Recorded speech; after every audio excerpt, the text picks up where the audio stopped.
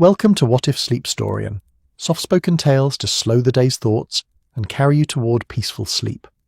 Before we begin, tell me where in the world you're listening from tonight, and if you wish, what's on your mind.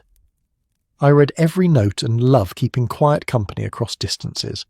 If this brings you peace, a like and subscribe will help me make more nightbound stories, and if you'd like to support even further, you can buy me a coffee through the link in the description. Now, settle in, get comfortable, and breathe with me as we begin. The fire in the grate whispered its small secrets to the November darkness, each ember settling with a soft sigh that seemed to mark time in a language older than clocks. Sherlock Holmes sat motionless in his armchair, long fingers steepled beneath his sharp chin, his eyes half closed in that peculiar state of awareness he inhabited when London's fog pressed thick against the windows of 221B Baker Street. The room smelled of pipe tobacco and old leather, of the coal smoke that seeped through every crack in every building in this great sprawling city, and underneath it all, the faint mineral scent of fog itself, that particular dampness that tasted of the Thames and 10,000 chimneys breathing their nightly exhalations into the bruised sky. Dr. John Watson sat across from him, the Times spread across his lap like a blanket of yesterday's certainties, though his eyes had long since stopped reading. Outside, London performed its evening rituals with the steady rhythm of a machine that never quite stopped turning. A hansom cab clattered past, its wheels finding every uneven cobblestone with percussive precision. A lamplighter's footsteps echoed, then faded. Somewhere in the distance, a church bell tolled 6 times, each note hanging in the thick air before dissolving into the general hum of the city's perpetual conversation with itself. Watson had learned to recognize these moods in his friend, the stillness that preceded action, the quiet that gathered before the storm of deduction. Holmes had been like this for 3 days now, ever since the Blackwell case had concluded with such disappointing simplicity. A stolen necklace found exactly where common sense suggested it would be. No artistry, no challenge. Holmes had solved it in an afternoon and spent the subsequent days in this state of restless repose, like a violin waiting for hands that knew how to make it sing. The telegram arrived with perfect timing, as though the universe itself had tired of Holmes's ennui and decided to offer remedy. Mrs. Hudson's footsteps on the stairs were as familiar as breathing. 17 steps, a pause at the landing where the floor creaked, then the final 4 steps taken more slowly because her knee troubled her when the weather turned damp. She knocked twice, opened the door without waiting for acknowledgement as was her custom, and entered with a small silver tray bearing a yellow envelope. "Telegram, Mr. Holmes," she said, her voice carrying that particular tone of relief that suggested she too had noticed his restlessness. "Foreign postmark. Came through the special service." Holmes's eyes opened fully, a spark of interest kindling in their grey depths. He unfolded himself from the chair with the fluid grace of a cat who'd been feigning sleep, and took the envelope from the tray. Mrs. Hudson departed with another small smile, knowing, as she always did, when her presence was required and when it was not. The envelope whispered as Holmes opened it, a sound like autumn leaves turning. Watson set aside his newspaper, attention fully caught now, watching as his friend's eyes moved across the telegram's brief lines. The fire crackled. The fog pressed closer to the windows, as if London itself were leaning in to listen. "Well," Holmes said at last, and there was something in his voice, a note of curiosity tinged with something deeper, something almost reverent. "It seems we are summoned to France, Watson, to a place where time itself has learned to sing." He handed the telegram across. Watson adjusted his reading glasses and studied the words, neatly printed in that compressed style telegrams demanded, each word costing money, and therefore chosen with economy. Sherlock Holmes. Baker Street. London. Stop. Require your assistance. Most urgent matter. Stop. Brother Anselm deceased under impossible circumstances. Stop found in locked bell tower. No key, no entry. Stop. Abbey Saint Michel des Champs. Normandy. Stop your discretion and insight. Desperately needed. Stop. Abbot. Lauren Watson read it twice, then looked up to find Holmes already at the window, gazing out into the fog-wrapped street as though he could see all the way to the Channel, to France, to this Abbey with its singing time and its impossible death. "Locked tower," Watson said, testing the words. "No entry. Rather suggests—" Suicide or supernatural intervention if one were inclined toward conventional thinking, Holmes interrupted, his tone suggesting he was inclined toward neither. But abbots do not send urgent telegrams to consulting detectives when the explanation is straightforward. No, Watson, there is something here that defies the obvious, something that has troubled a man of faith enough to reach across the channel for a man of reason. He turned from the window and Watson saw the transformation complete. The ennui burned away like morning fog under the sun. Holmes was awake now, fully and completely, his mind already racing ahead to questions that had no answers yet. Saint-Michel-des-Champs, Holmes murmured, moving to the bookshelf where he kept his references, his fingers trailing along spines until they found what they sought. The Abbey of St. Michael of the Songs. I recall reading it some years ago. Famous for its bells, Watson. Not ordinary bells, but a mechanical marvel. An elaborate clockwork system installed in the 18th century. The bells are said to chime in patterns of such complexity that visitors have claimed to hear music in them, as though the mechanism itself were composing hymns. He pulled down a volume, A History of Monastic Architecture in Northern France, and flipped through its pages with the quick efficiency of a man who knew exactly what he was looking for. Ah, yes, here. The abbey dates to the 11th century, but its true fame came much later. In 1756, a French inventor and mathematician named Gaston de Ferron designed and installed an automated bell system of unprecedented sophistication. Gears, weights, programmable sequences. The bells play themselves according to patterns set into rotating drums, much like a music box but on a vastly grander scale. Watson rose and came to look at the illustration Holmes indicated. A detailed engraving showing a tower filled with elaborate machinery, brass gears and weighted pulleys, arranged in geometric precision. It looked less like something meant for a church and more like something that belonged in the mind of an obsessive genius. Beautiful in its way, Watson observed, though I confess I don't see how it relates to a man's death. Nor do I, not yet. But consider Watson, a mechanism of such precision, in an abbey no less. Bells that sing without human hands to ring them, and now a death in that very tower, under circumstances the good abbot describes as impossible. Holmes closed the book with a soft thump. The intersection of the mechanical and the miraculous. Faith is housed in a machine that marks the hours with mathematical perfection. I suspect we will find something quite extraordinary waiting for us in Normandy. The decision once made proceeded with the swift efficiency that characterized Holmes when his interest was engaged. Watson, long accustomed to sudden departures, needed no convincing. Within the hour they had sent a return telegram informing Abbot Laurent of their impending arrival. Within 2 hours Mrs. Hudson had been informed of their departure, and had, with her customary foresight, begun preparing what she called their travelling essentials, a phrase that encompassed everything from Watson's medical bag to Holmes's portable chemistry set, from extra collars to a flask of good brandy against the Channel's chill. By the time the mantel clock chimed 9, they were aboard the night train to Dover, their compartment a small island of lamplight rushing through the darkness of the English countryside. Holmes sat by the window, watching his own reflection superimposed over the passing shadows of hedgerows and distant farms. Watson had settled into the opposite corner, attempting to read, though he found his attention drifting to the steady rhythm of the rails beneath them, that hypnotic clicking that seemed to say going forward, going forward, going forward with mechanical certainty. "Tell me what you know of Benedictine monasteries, Watson," Holmes said suddenly, not turning from the window. Watson set aside his book. Roman Catholic order, if memory serves, founded by St. Benedict in the 6th century. They follow a rule, the rule of St. Benedict naturally, which emphasizes prayer, work, and communal living. Quite strict, I believe.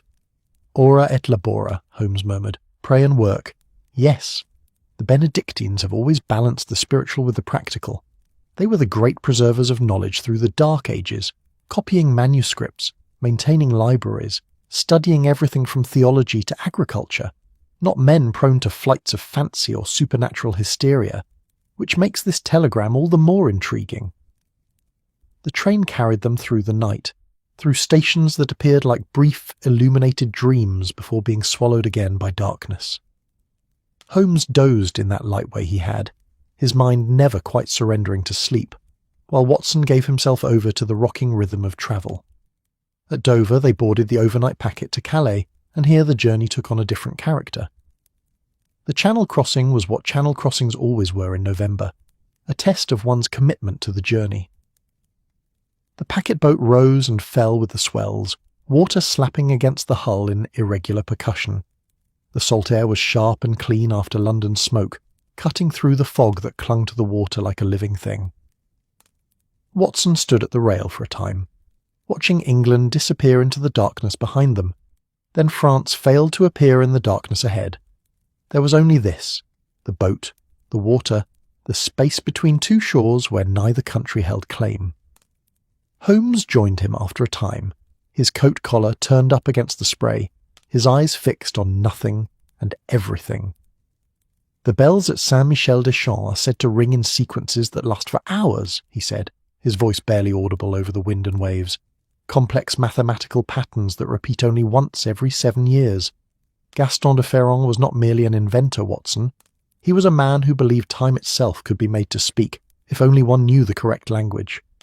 Rather a heretical notion for a monastery, Watson observed.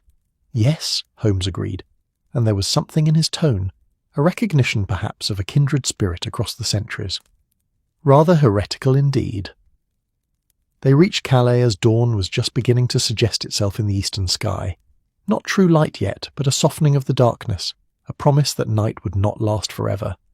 From Calais they took a local train south into Normandy, and as the sun finally rose, Watson got his first true glimpse of the French countryside. It unfolded in gentle hills and small villages, in fields gone brown with autumn and trees that held the last of their leaves like precious secrets they were reluctant to surrender. The light was different here, softer somehow, more golden, even in November's melancholy. The Abbey of Saint-Michel-des-Champs stood on a hillside overlooking a small valley where morning mist gathered like prayer. They saw it first from the train, a complex of stone buildings arranged around a central tower that rose above the rest like a finger pointing at heaven, or perhaps asking heaven a question. The stones were the colour of honey and ash, weathered by centuries of rain and sun and the patient work of wind. Even from this distance Watson could see the bells in the tower's upper reaches, hanging in arched openings like silent singers waiting for their cue.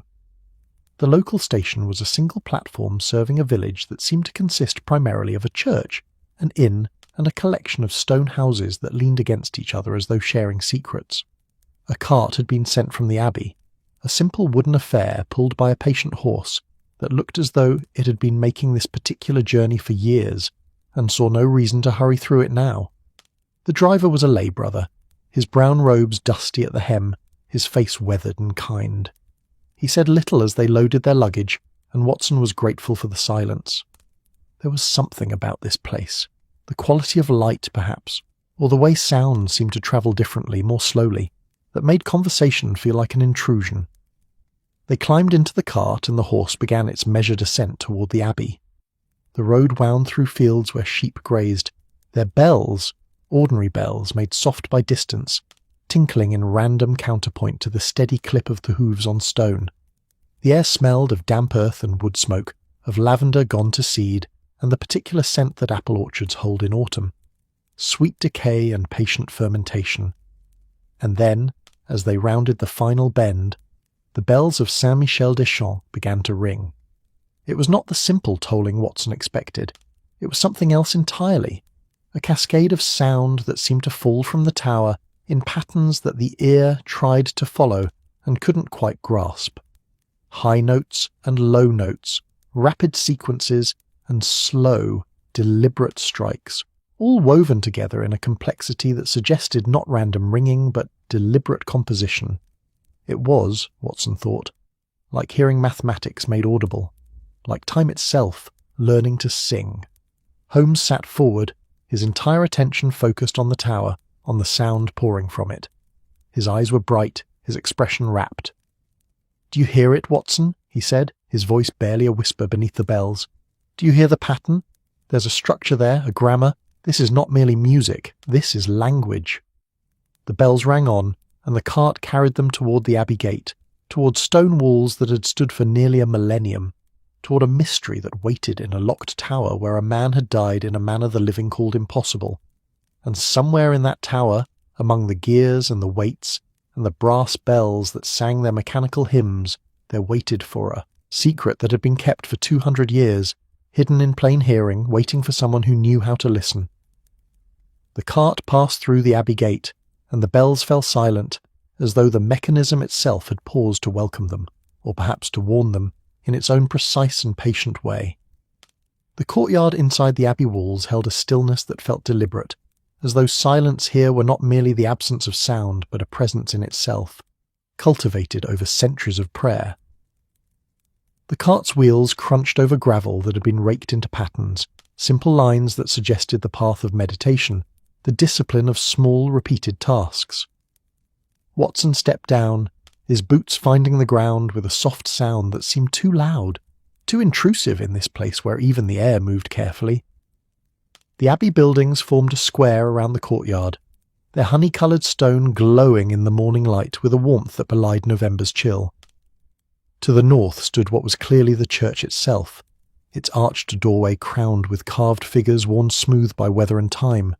The east and west sides were lined with two-storey structures, the monks' dormitories, Watson assumed, and various workrooms, their windows narrow and regular as the hours that governed life here. And to the south, dominating everything, rose the bell tower. It was taller than Watson had realised from a distance, perhaps 60 feet from its base to the point where the bells hung in their open arches. The stonework here was different from the rest of the Abbey, newer, though still clearly centuries old. Holmes had mentioned the bells were installed in 1756, and Watson could see now where the original tower had been modified to accommodate the machinery. Brass gleamed through the arched openings, catching sunlight in sharp, precise reflections. Even silent now, the tower seemed to hum with potential, like a held breath. "Gentlemen, welcome to Saint-Michel-des-Champs." The voice was quiet, but carried clearly across the courtyard. Watson turned to see a man emerging from a doorway in the eastern building, a man in his 60s perhaps, wearing the black robes and scapula of a Benedictine abbot. His face was lined in the way that speaks of thought rather than merely time, his eyes deep-set and watchful. His hands, clasped before him, showed the slight tremor of age or anxiety, or perhaps both. "Abbot Laurent," Holmes said, moving forward with a slight bow. "Thank you for your telegram. May I present my colleague, Dr. John Watson." Watson offered his own greeting, taking the abbot's hand and finding it cool and dry, the grip firm despite the tremor. Up close, he could see the exhaustion in the man's face, the shadows beneath his eyes that spoke of nights without proper sleep. This was a man carrying a weight that went beyond simple grief. "You came quickly," the abbot said, and there was relief in his voice, raw and undisguised. "I confess I was not certain you would come at all. When one writes to a detective about matters that seem to defy explanation, one half expects to be dismissed as a fool, or worse." "I have found," Holmes said gently, "that what appears to defy explanation typically yields to it quite readily, once one has all the facts. Perhaps you might show us the scene of Brother Anselm's death, and tell us the circumstances as you understand them." The abbot nodded slowly, then gestured toward the tower. "Of course, though I warn you, Mr. Holmes, there are elements to this that have shaken even my faith in the rational order of things, and I have lived here among these mechanisms for 40 years. They crossed the courtyard, their footsteps and the abbot's quiet words the only sounds in the morning hush.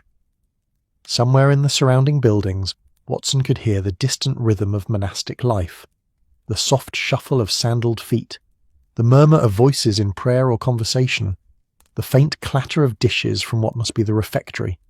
But here, approaching the tower, there was only a heavy anticipation, as though the building itself were waiting. The tower's entrance was a heavy oak door, its surface studded with iron that had oxidized to a deep, rich brown. The abbot produced a key from within his robes, a large, old-fashioned thing that looked as though it had been forged in the same century as the tower itself. He fitted it to the lock, and the mechanism turned with a sound like a sigh. "This is the only entrance to the tower," the abbot said as he pushed the door open. "There are windows above, of course, but they are too narrow for even a child to pass through. And there are no other doors, no hidden passages. The tower was built to house the mechanism and nothing more." They stepped inside, and Watson felt his breath catch. The interior of the tower was a cathedral of brass and iron, of gears and wheels and weighted chains that rose through the shadowed space like the skeleton of some vast, patient beast. Shafts of morning light fell through the narrow windows, illuminating motes of dust that drifted in patterns almost as complex as the bell's own songs. The air smelled of machine oil and old stone, of metal and wood and something else. A scent Watson recognised from his medical practice, faint but unmistakable. Death. Recent death, though the body's gone now. The floor of the tower was flagstone, worn smooth by centuries of feet. Against the walls, staircases spiralled upward, not continuous stairs, but separate flights that connected to platforms at various levels, allowing access to different parts of the mechanism. The gears themselves were massive, some as tall as a man, their teeth precisely cut and fitted together with an accuracy that seemed almost supernatural. Chains descended from the heights, wrapped around drums that were studded with small brass pegs arranged in patterns that Watson could not begin to decipher. The mechanism, Holmes, breathed, and Watson heard wonder in his voice, a rare thing, wonder untempered by cynicism. It's even more remarkable than I imagined. The abbot moved to the centre of the floor, to a spot where the flagstones were marked with chalk, a rough outline that Watson recognised, though he'd hoped never to see such a thing in a place of worship. The outline of a body, arms spread, legs bent at odd angles. Brother Anselm was found here, the abbot said, his voice very quiet now, as though afraid to disturb the dead who were no longer present. 3 days ago, at dawn, Brother Philippe came to win the weights. They must be raised every week to keep the mechanism running, and found him lying beneath the largest bell, the one we call Gabriel. He pointed upward, and Watson followed his gesture to where, 3 levels above them, a massive bronze bell hung in shadow. The position of the body suggests a fall, Watson observed. Moving closer to examine the chalk outline, from that height, death would have been instantaneous. Yes, the abbot agreed. That is what Brother Philippe believed at first, that Anselm had been working on the mechanism and fell. But then we noticed the circumstances. The locked door, Holmes said, not a question. The locked door, the abbot confirmed. When Brother Philippe arrived at dawn, the door was locked from the outside, as it always is at night. The key was in my possession, hanging in my office as it does every evening. No one else has a key. No one could have entered or left the tower after Compline, after the evening prayer service, when I personally locked the door at 8 o'clock. Holmes was already moving, examining the door's interior surface, running his fingers along the frame, inspecting the lock mechanism with the minute attention he brought to every detail. No other keys, he murmured. But perhaps the door was not actually locked. Perhaps someone closed it to give the appearance. I tested it myself that night, the abbot interrupted. After locking it, I returned and attempted to open it. It was secure, and Brother Matthias, who has the cell nearest the courtyard, heard no one enter or leave. He is elderly and sleeps lightly. Any sound in the courtyard wakes him. Watson watched Holmes move through the tower's base, examining every stone, every seam in the walls. The doctor turned his own attention to the chalk outline, reconstructing in his mind the position the body must have held. Arms spread wide, as though Anselm had been reaching for something. One leg bent beneath him, the other extended. The head, Watson traced the outline. The head had been turned to the side, facing the wall. Was there blood? Watson asked. Yes, the abbot said softly. Not a great deal, but yes, from the head wound. We cleaned it after the body was removed. Perhaps we should not have, but it seemed irreverent to leave it. Understandable, Watson assured him, though it does make certain determinations more difficult. Was there anything else? Any marks on the body? Any signs of violence beyond the injuries from the fall? The abbot shook his head. Brother Anselm was 63 years old. He had been with us for 40 years. A gentleman, a scholar. He worked in our scriptorium, illuminating manuscripts. His hands... The abbot's voice caught slightly. His hands were his life's work. Beautiful, precise work. And now they are still. Holmes had ascended the first staircase and stood on the platform, examining a cluster of gears that interlocked with geometric precision.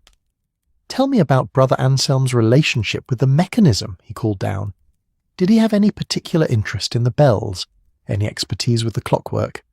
None whatsoever, the abbot replied. He appreciated the bells as we all do, but he was not mechanically inclined. If anything, he found the machinery somewhat unsettling. He preferred the silence of the scriptorium, the stillness of prayer. This tower was not a place he visited by choice. And yet he was here, Holmes said, in the middle of the night, alone, in a locked tower, which suggests either he found a way to enter that we have not yet discovered, or someone else was here with him, Watson finished. Someone who left and locked the door behind them. With a key they could not possibly have possessed, the abbot added, his voice heavy with the impossibility of it all. Holmes descended the stairs, his expression thoughtful. He moved to the centre of the floor again, standing in the chalk outline looking upward at the bell called Gabriel. The morning light had shifted, and now it illuminated the bell's surface, revealing inscriptions Watson hadn't noticed before. Latin phrases worn almost smooth by age, and other marks, geometric patterns etched into the bronze. The bell rang that night, the abbot said suddenly. At midnight, as it always does. Gabriel has the deepest tone, and it chimes the hour. Brother Matthias heard it. He remembers because it seemed to ring longer than usual, or perhaps more loudly. It disturbed his sleep. Interesting, Holmes murmured. He was examining the floor now, getting down on hands and knees to study the flagstones themselves, running his fingers along the mortar between them. Watson knew better than to interrupt this process. He turned instead to the abbot. "May I ask what has been done with Brother Anselm's body?" "He's in the chapel," the abbot said. "We have kept him in state, awaiting proper burial. I thought perhaps you might wish to examine him, though I confess the thought troubles me. He deserves his rest." "He deserves justice," Watson said gently. "Or at least understanding. If you'll permit me, I would like to see him. A medical examination might reveal something that was not apparent at first." The abbot nodded slowly. "Of course. I will take you to him. Mr. Holmes, will you?" "I will remain here," Holmes said, not looking up from his examination of the floor. "There is much to learn from this space. Watson can manage medical matters. He has a keener eye for such things than I." Watson followed the abbot back into the courtyard, grateful for the fresh air after the close, oil-scented atmosphere of the tower. The chapel was in the main church, accessed through the public entrance. They passed from the bright November morning into the cool dimness of the sanctuary, and Watson felt the shift in atmosphere like a physical thing, from the mechanical and rational to something older, something that spoke of faith and mystery in ways that had nothing to do with locked doors and falling bodies. The chapel was a small side chamber, lit by candles that cast wavering shadows on walls painted with frescoes so old their colours had faded to suggestions of what they once depicted. Saints and angels, scenes from Scripture, all slowly returning to the stone beneath as time performed its patient work of erasure. Brother Anselm lay on a simple bier covered with a white cloth. The abbot stood at a respectful distance as Watson approached, pulling back the cloth with the careful reverence this place demanded. The monk's face was peaceful in death, more peaceful than Watson would have expected given the violent nature of his end. He was, as the abbot had said, an elderly man, his face lined with age but his features still holding a certain delicacy. His hands, folded on his chest, were as described. Beautiful hands, the fingers long and precise, marked with small calluses that spoke of years holding pen and brush. The nails were clean and trimmed short. Artist's hands. Scholar's hands. Watson began his examination with systematic care, noting each detail. The skull fracture was evident even without disturbing the body. A depression at the back of the head, on the left side, consistent with a fall onto stone. There were other injuries as well, bruising on the right shoulder and arm, a broken rib that Watson could feel through the robe, abrasions on both knees. But there was something else. Watson paused, his fingers gentle on the monk's right hand. He turned it over, examining the palm, and there, pressed into the soft flesh between thumb and forefinger, was a mark. A bruise in the shape of a small rectangle with a circular depression at one end. "Abbot Laurent," Watson called softly, "was anything found with the body? In his hands, perhaps? Or near him?" The abbot approached. "No, nothing. Why do you ask?" Watson showed him the mark. "This suggests he was holding something. Something small and metallic, I would say, given the precision of the impression. He was gripping it tightly enough to leave this mark, which means he held it in the moments before he fell, or as he fell." "But there was nothing," the abbot repeated. Brother Philippe was quite certain. The floor beneath him was bare. "Then whatever he held," Watson said slowly, working through the logic, "either was removed by someone else, or—" He paused, a thought occurring to him. or it fell from his hand and rolled somewhere, into a crack between stones perhaps, or beneath the machinery. He covered Brother Anselm gently, offering a silent prayer, not from any particular faith, but from the respect one offers the dead. Then he turned back toward the courtyard, toward the tower, his mind already composing the report he would give Holmes. The sun had climbed higher now, and the courtyard was no longer empty. A dozen monks moved about their morning duties, some heading toward the gardens visible beyond an archway, others carrying baskets of laundry or tools for repair work. They moved with practiced efficiency, their sandals whispering on stone, their robes creating soft sounds like the turning of pages. Some glanced at Watson with curiosity, others with what might have been suspicion or perhaps simply concern. A stranger in their midst, asking questions about death in a place dedicated to eternal life. Watson found Holmes exactly where he'd left him, but now the detective was on the second-level platform, examining the drums that controlled the bell sequences. He held something in his hand, something small that caught the light with a metallic gleam. "Holmes?" Watson called up. Holmes looked down, and even in the tower's shadow Watson could see the satisfaction in his friend's expression. "Watson, come up. I believe I've found what Brother Anselm was holding when he died." Watson climbed the spiral stairs, his hand on the cool stone wall for balance. When he reached the platform, Holmes opened his palm to reveal a small brass gear, perhaps half an inch in diameter, its teeth perfectly formed, one of them broken off at the tip. "Found it wedged between two flagstones," Holmes said, not beneath the body, but several feet away, as though it had rolled, or been thrown. Watson pulled out his handkerchief and held it beneath Holmes's hand, letting the gear fall into the clean cloth. "There's a mark on Anselm's palm," he said. "This would fit perfectly. He was holding it when he fell." "Or when he was struck," Holmes said quietly. They stood together on the platform looking down at the chalk outline far below, at the morning light streaming through narrow windows, at the vast mechanical prayer that surrounded them on all sides. And Watson knew, as surely as he knew his own heartbeat, that they had stumbled into something far stranger and more complex than a simple death in a locked tower. Somewhere in this machinery of brass and faith, in these gears that turn to mark the hours and sing the sequences designed by a man 2 centuries dead, there was a secret waiting. And that secret, Watson suspected, had cost Brother Anselm his life. The bells remained silent, but Watson could almost hear them anyway. A ghostly echo of the pattern they'd heard on arrival. Mathematics made music, time given voice. What song had they been singing at midnight when Brother Anselm fell? What had he heard in his final moments, alone in the darkness, clutching a broken gear in his hand? Holmes closed his fingers around the gear, his expression distant.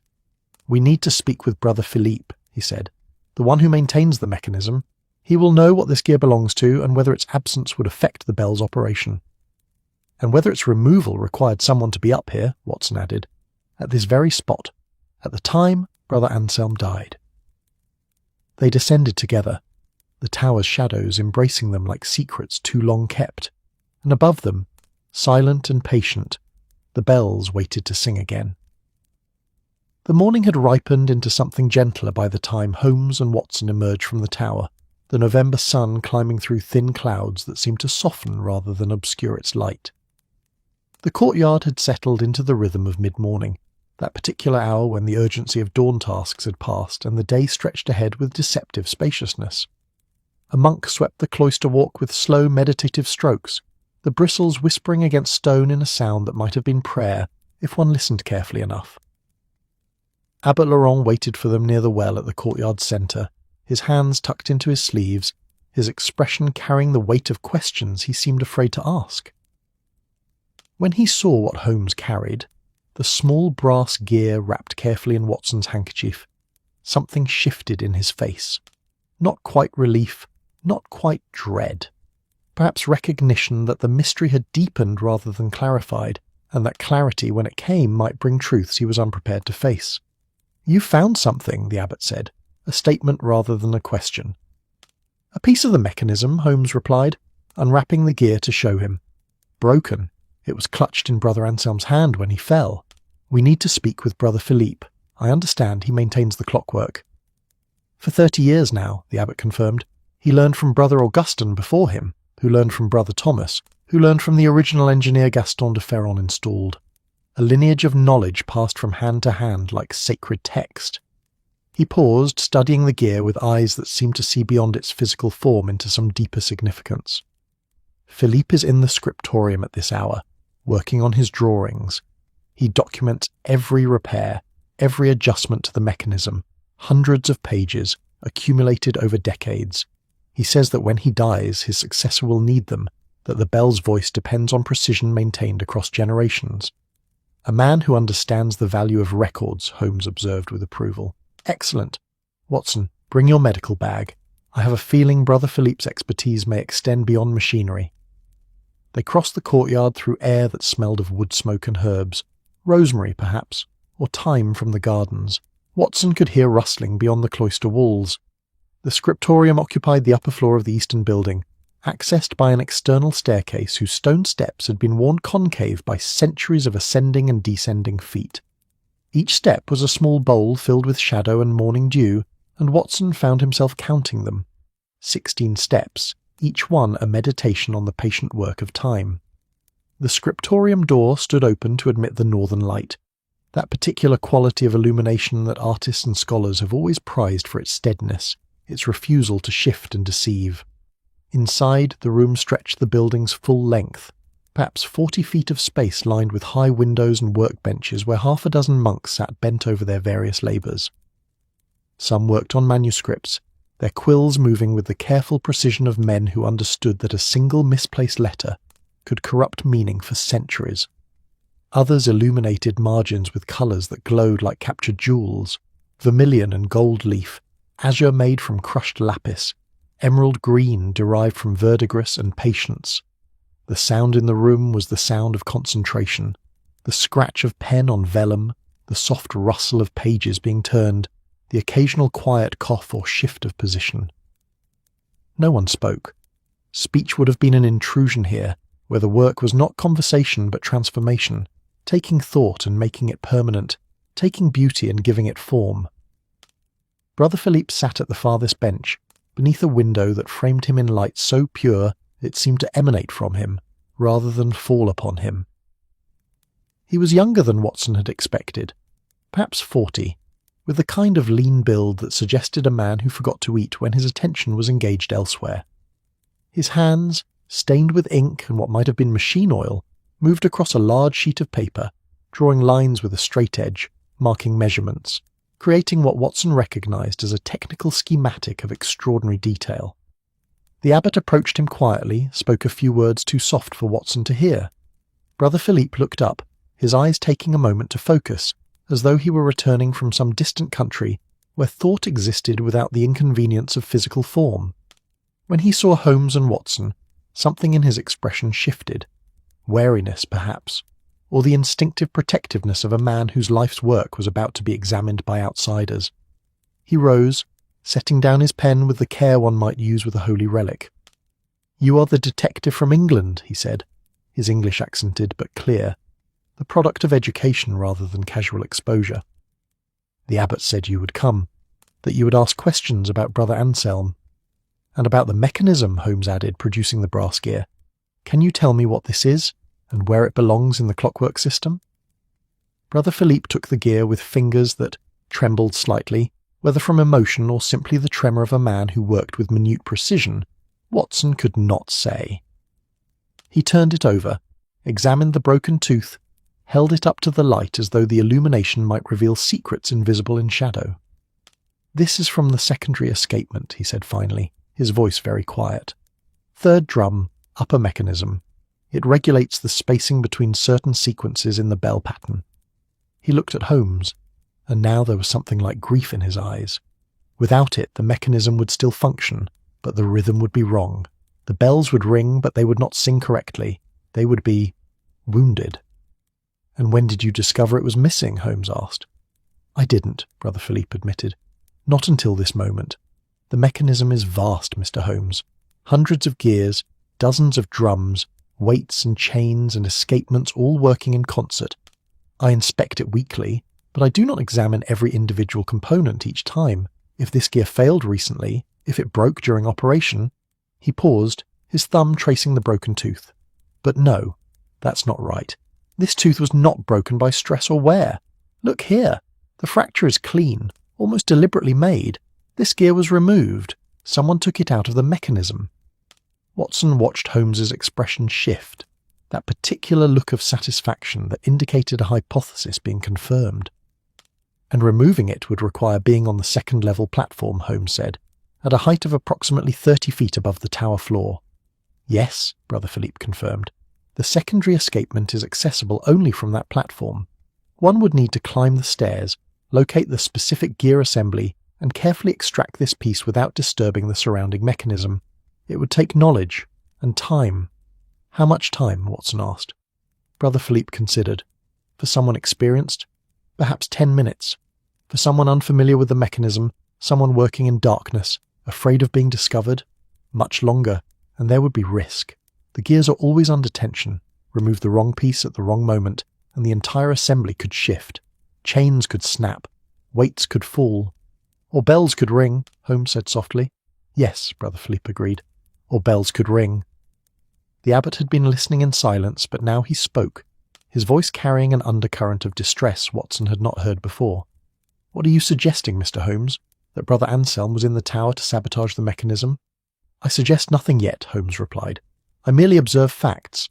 Brother Anselm was found dead in a locked tower, holding this gear. The gear came from a part of the mechanism that required climbing to the second level. The question is not what he was doing there. The gear tells us that plainly enough. But why? And whether he was alone? Brother Philippe had returned to his workbench, but not to resume his drawing. Instead, he pulled out a large leather-bound volume, its pages thick and irregular, hand-cut and hand-sewn.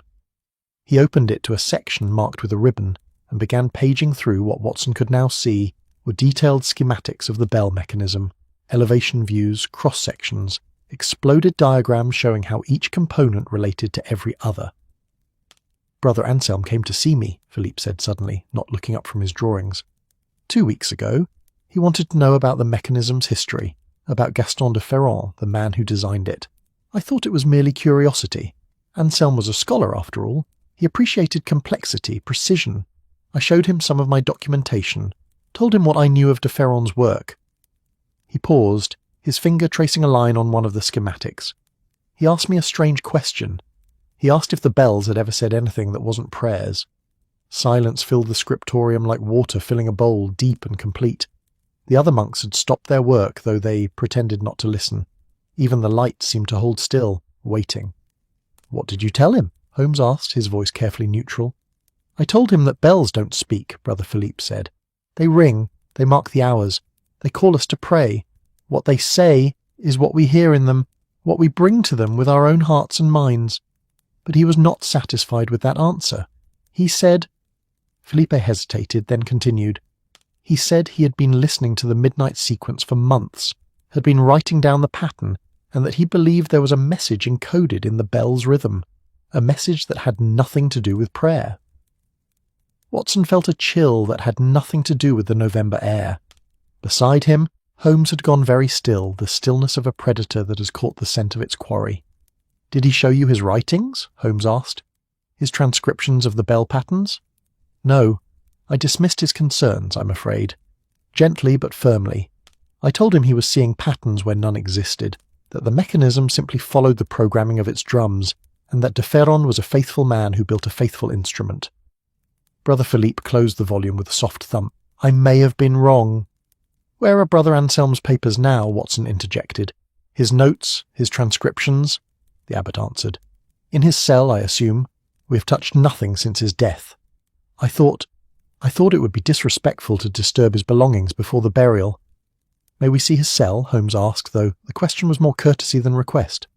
They left the scriptorium in a silence that felt heavy with implications, descending the worn stone steps into a courtyard where the light had shifted again, where the shadows had lengthened and the day had moved forward whether anyone was ready for it or not. The dormitory building was simple, austere in the way Benedictine architecture had always been. Beauty through proportion rather than ornament, elegance through function rather than decoration. Brother Anselm's cell was on the second floor, one of a dozen identical rooms opening onto a corridor that smelled of beeswax and old stone. The door was not locked. Privacy in a monastery was more spiritual than physical, maintained by respect rather than barriers. The abbot opened it with visible reluctance, as though crossing the threshold uninvited was itself a violation. The room was perhaps 10 feet square, containing only what was necessary: a narrow bed, a writing desk, a chair, a crucifix on the wall, a single window that looked out over the gardens. The desk was tidy, almost painfully so, with pens arranged by size, ink bottles stoppered and clean, a stack of vellum pages cut and ready for use. On the wall above the desk hung a calendar marked with the dates of saints' days and feast days, a map of the heavens showing the constellations, and a small shelf holding perhaps a dozen books, breviaries, psalters, a worn copy of St. Augustine's Confessions. But on the desk itself, in pride of place, lay what they had come for: a notebook bound in dark leather, its pages covered in handwriting so precise it might have been printed. Holmes moved to it immediately, handling it with the reverence it deserved, opening it to reveal page after page of notations. Watson looked over his friend's shoulder and saw what Brother Anselm had spent months compiling: transcriptions of the bell sequences, written out in a notation that combined musical staff marks with numbers and symbols Watson did not immediately recognise. Each page was dated, showing that Anselm had listened to and recorded the midnight chimes every night for the past 6 months. The dedication was staggering, the precision absolute. But more than that, and this is what made Watson's breath catch, each page included notes in the margin, written in what appeared to be Latin at first glance, but was actually something else, some cipher or code that Anselm had been working to break. Some entries were marked with checks, others with question marks. Some had been circled, others crossed out. It was the work of a man consumed by a puzzle, driven by a mystery he could not let rest. He was a cryptographer, Holmes murmured, turning pages with careful fingers, or he became one. Look here, Watson. He's mapped the bell sequences to letters. He's treating the entire pattern as a substitution cipher, where each unique sequence of strikes corresponds to a different character. Brilliant. Utterly brilliant. But why would de Ferron encode messages in church bells? Watson asked. He was commissioned to create a religious instrument. Surely he wouldn't... Wouldn't he? Holmes interrupted, looking up with eyes bright with excitement. Consider the era, Watson. 1756. The age of enlightenment in full flower. The church is still powerful, still demanding conformity. But the scientific revolution is well underway. Men like de Ferron, educated in mathematics and natural philosophy, began to question doctrines that contradicted observation and reason. What if de Ferron had knowledge, ideas, discoveries that he knew the church would condemn as heretical? What better place to hide them than in a mechanism installed in a monastery, playing prayers that no one would think to question? The abbot had gone pale. Mr. Holmes, you cannot seriously suggest that our bells, blessed and consecrated, ringing the hours for 200 years, have been broadcasting... what? Heresy. I suggest nothing yet, Holmes repeated, but there was something in his tone that suggested he very much did suggest exactly that. But Brother Anselm believed he had found something important enough to make him climb into that tower at night, to remove a gear from the mechanism. The question is whether he climbed there alone, and whether someone wanted to prevent him from revealing what he'd discovered. Brother Philippe, who had accompanied them to the cell, stepped forward and gently took the notebook from Holmes's hands. He studied a page, his lips moving silently as he read the marginal notes. I can't decipher this, he said finally, but I can tell you something about the sequences themselves. Anselm was right. There is variation in them. Not random variation, but deliberate. The midnight chimes change slightly from night to night, following a pattern that repeats only over the course of years. 7 years, to be precise. I always thought it was simply de Ferron's artistry, his desire to create something complex and beautiful. But if he was encoding information, then the complete message would take 7 years to transmit, Holmes finished, and would then repeat, an eternal broadcast hidden in plain hearing, waiting for someone clever enough to listen properly. Watson moved to the window, looking out over the gardens where monks worked in the afternoon light, tending to plants that would sleep through winter and wake in spring. The perpetual cycle of death and resurrection that faith promised and nature demonstrated. Somewhere in the distance, he could hear the bleating of sheep, the ring of a hammer on metal, the everyday sounds of a community going about its business, and beneath it all always the potential for those bells to ring, to sing their mechanical hymns, to speak in a language only mathematics could decode. "We need to examine the archives," Holmes said, turning to the abbot. "Whatever records you have of de Ferron's time here, of his installation of the mechanism, of his life before he came to Saint-Michel-des-Champs, there will be clues in his history, patterns that will help us understand what he was trying to preserve." The abbot nodded slowly, though Watson could see the struggle in his face, the conflict between his desire for truth and his fear of what that truth might reveal. "Brother Lucien is our archivist," he said. "He maintains the historical records. I will take you to him. But I must ask, Mr. Holmes, when you discover what de Ferron hid in our bells, what will you do with that knowledge?"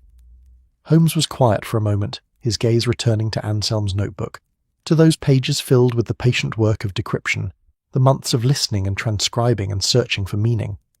"That depends," he said finally, "on what the knowledge is, and on whether it is knowledge that killed Brother Anselm." They descended again, always descending in this place of ascending prayers, moving through corridors that had witnessed 2 centuries of identical days, each one marked by the same bells, the same prayers, the same rituals. But now those bells carried a different weight, those prayers a different meaning. What had seemed merely beautiful was now also mysterious. What had seemed holy was now also hidden. The archives were housed in the oldest part of the Abbey, in rooms that dated to the original 11th century construction. The air here was different, cooler, drier, carefully maintained to preserve the documents that stretched back through generations. Brother Lucian met them at the door, a man so elderly he seemed almost translucent, as though time was slowly erasing him, the way it erased the colours in ancient frescoes. His hands, when he showed them to the shelves containing records from the 18th century, shook with palsy, but his mind was sharp as winter light. "Gaston de Ferron," he said, his voice like pages turning. "Yes, a complicated man, a brilliant man. He came to us in 1754 seeking refuge. He had been... There were accusations. The Sorbonne had questioned his teaching. The Church had concerns about his writings." "What kind of concerns?" Holmes asked, running his fingers along the spines of leather-bound volumes, reading dates embossed in gold. "He taught mathematics," Brother Lucian said, pulling down a volume and opening it to reveal pages covered in faded ink, records of daily life from 2.5 centuries ago. "But also natural philosophy, astronomy. He had corresponded with men like Voltaire, like the encyclopedists. He believed the universe operated according to rational laws, that observation and reason could reveal truths that Scripture obscured." The old monk paused, his rheumy eyes meeting Holmes. "He believed the earth moved around the sun, Mr. Holmes, and in 1754 such belief was still dangerous." Watson felt the weight of it, the courage it must have taken, the faith not in doctrine but in observation, in the evidence of mathematics and the testimony of careful measurement, to believe something the Church condemned, to preserve that belief at the risk of one's life and soul. "So he came here," Holmes said softly, "to a monastery, to hide." "To hide, yes," Brother Lucian agreed, "but also to build." The abbot at that time, Abbot Christophe, was himself a man of learning. He protected de Ferron, gave him sanctuary and commissioned him to create the bell mechanism. De Ferron worked for 2 years, alone mostly, occasionally with a single assistant.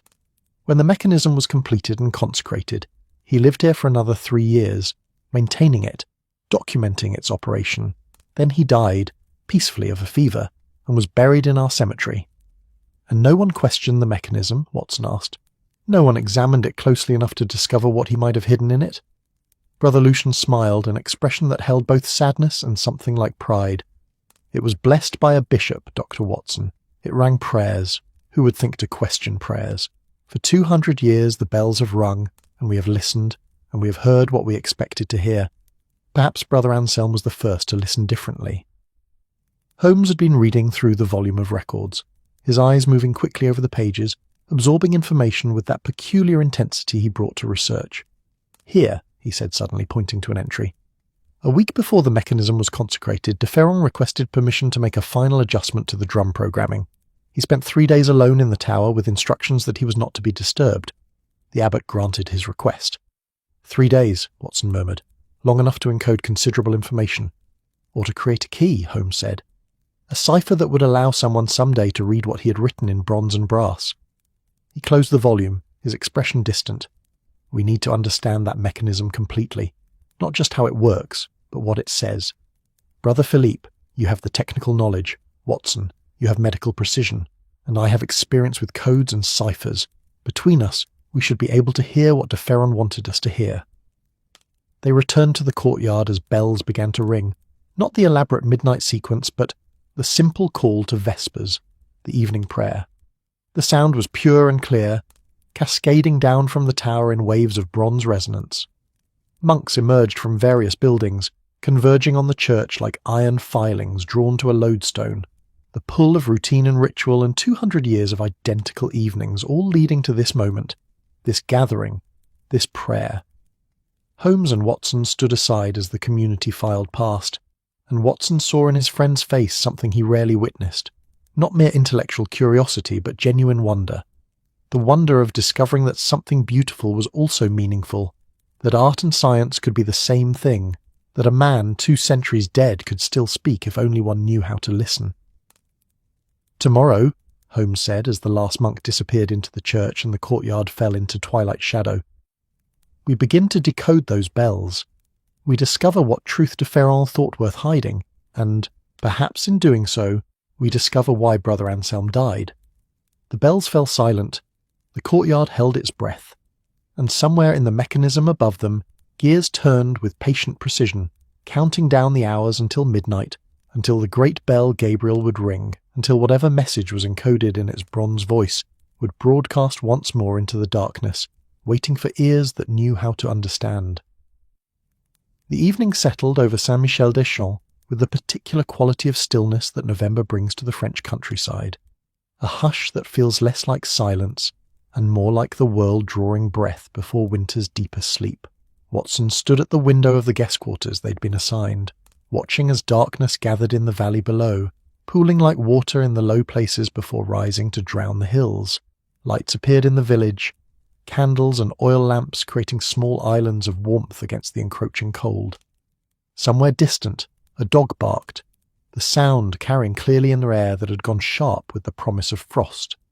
Behind him, Holmes sat at the small writing desk, Brother Anselm's notebook open before him, several sheets of paper covered with his own notations spreading across the surface like a mathematical garden growing in real time. He had been working for 3 hours now, ever since their return from the archives, pausing only when Brother Philippe had brought them a simple meal of bread, cheese and wine that sat mostly untouched on a tray by the door. The room was warm, heated by a small brazier that cast shifting shadows on walls bare except for a crucifix and a faded tapestry depicting St. Benedict receiving his rule. The scent of burning charcoal mixed with the smell of old stone and beeswax, creating an atmosphere that felt suspended between eras, medieval and modern, existing in the same breath. "Watson," Holmes said suddenly, his voice breaking the contemplative quiet, "come look at this." Watson crossed to the desk, grateful for something to focus on beyond his own circular thoughts. He had been dwelling on Brother Anselm's body, on those careful scholar's hands folded in death, on the expression of peace that seemed at odds with a violent fall. Something about the death troubled him beyond the obvious questions of locked doors and missing keys. Something medical, something his trained eye had noticed, but his conscious mind had not yet grasped. Holmes had arranged several pages in a sequence, each one covered with the bell notations Anselm had transcribed. "Look at the pattern," he said, pointing with his pencil. "Each night's sequence at midnight involves the largest bell, Gabriel, striking in combinations with the smaller bells. Anselm recorded not just which bells rang, but the duration of each strike, the intervals between them, even the subtle variations in tone he could detect." Watson studied the pages. The notations were extraordinarily detailed. Musical staff, marks showing pitch, numbers indicating duration in seconds, additional symbols denoting what Anselm had labelled as resonance patterns. It was the work of a man with not just a scholar's patience but a musician's ear. He was attempting to create a complete acoustic map, Watson observed, not just the sequence but the entire auditory experience. Precisely, and here, Holmes pointed to a series of marginal notes. He began to recognise repetitions, not in the obvious sequence of bells, but in the mathematical relationships between strikes, the intervals, Watson, the spaces between the sounds. That's where de Ferron hid his message. Holmes pulled out a fresh sheet and began drawing what Watson recognised as a geometric diagram. Circles and lines, angles measured with precision. Music is mathematics made audible, Holmes continued, his pencil moving with swift confidence. Pythagoras understood this 2,000 years ago. The relationship between tones can be expressed as ratios, simple fractions that govern harmony and discord. De Ferron was a mathematician. He would have known this intimately. So the message isn't in which bells ring, Watson said slowly, working through the logic, but in how they ring relative to each other. Exactly. The sequence itself is a distraction, elaborate but ultimately meaningless. But the intervals between strikes, those form a numerical code, and numbers, dear Watson, can express anything: coordinates, dates, letters converted to numerical equivalents. Holmes sat back, satisfaction evident in his expression. Brother Anselm was beginning to see this. Look here, in his final weeks of transcription, he started adding calculations, converting intervals to numbers, attempting various substitution patterns. Watson studied the calculations, feeling that peculiar mix of admiration and unease that Holmes's deductions often provoked. But he didn't complete the work. He died before he could fully decode the message. Or he decoded enough to compel him into that tower, Holmes said quietly. Enough to make him believe he needed to stop the message, or perhaps to protect it. The question is which, and from whom? A knock at the door interrupted them. Brother Philippe entered at Holmes' invitation, carrying a leather satchel bulging with papers. He looked exhausted, his face drawn, dark circles beneath his eyes suggesting he'd slept poorly since Anselm's death, or perhaps not at all. I brought my documentation, he said, setting the satchel on the small table by the untouched meal. 3 decades of maintenance records. Every gear I've replaced, every chain I've adjusted, every modification to the weight timing. If there's anything unusual in the mechanism's operation, it should be recorded here. Holmes rose and helped him spread the papers. Technical drawings of extraordinary precision, maintenance logs dated and annotated, even sketches showing how specific repairs were executed. It was the accumulated knowledge of a lifetime spent in intimate conversation with machinery, learning its language the way a priest learns scripture. These are remarkable, Holmes said, with genuine admiration in his voice. Your documentation rivals anything I've seen from professional engineers in London. Brother Philippe smiled tiredly. The mechanism is my prayer, Mr. Holmes. Some men pray with words. I pray with precision. Every gear I maintain is an act of devotion, to the memory of Gaston de Ferron, to the Abbey, to the idea that something built with sufficient care can outlast its creator. He paused, looking at Anselm's notebook still open on the desk. I should have listened to him. When he came to me with his questions about messages in the bells, I dismissed it as fancy. I was wrong. You were protecting what you loved, Watson said gently. That's not wrong, merely incomplete. Brother Philippe pulled a chair to the desk, sitting heavily as though his legs no longer quite trusted themselves. I've been thinking about what you said earlier, about the gear Anselm was holding. If he removed it from the secondary escapement, he would have affected the timing of specific bell combinations, not stopped the mechanism but altered it, made certain intervals longer or shorter. Changing the message, Holmes said. Or revealing it, Philippe countered. What if the mechanism we've been maintaining all these years isn't quite what de Ferron originally programmed? What if there have been subtle modifications over the centuries? Small adjustments made by engineers who didn't understand what they were altering. The drums that control the bell sequences are complex, but they can be adjusted. Perhaps Anselm believed he needed to restore an original setting. Holmes leaned forward, interest sharpening. Do you have de Ferron's original programming specifications, his design documents? Some, Philippe admitted, but they're fragmentary. Much was lost over the years. Fire, water damage, simple neglect. What remains is in the archives, but it's incomplete. I've been working from the mechanism itself, maintaining what exists rather than trying to reconstruct what was intended. Show me, Holmes said, and the 3 of them bent over the papers, Philippe's technical drawings beside Anselm's transcriptions, beside Holmes's mathematical calculations, 3 different languages all attempting to describe the same truth. Watson watched them work. These 2 men who approached mystery from different directions. Holmes with his relentless logic, Philippe with his engineer's understanding of how physical systems expressed abstract intentions. He felt, as he often did in Holmes's presence, both essential and superfluous. Essential because Holmes needed his grounding, his reminder that mysteries involved human hearts as well as mechanical gears. Superfluous because the real work was happening in realms of pure thought, where his medical training provided limited advantage.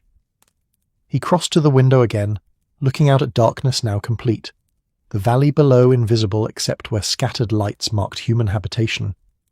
The Abbey's own lights were mostly extinguished. Monks rose with the sun and slept soon after Compline, the final evening prayer. Only in this guest room, and presumably in the tower where the mechanism required no sleep, did light still burn. As if summoned by his thought, the bells began to ring. Not the midnight sequence, it was only 9:30, but the call to Compline.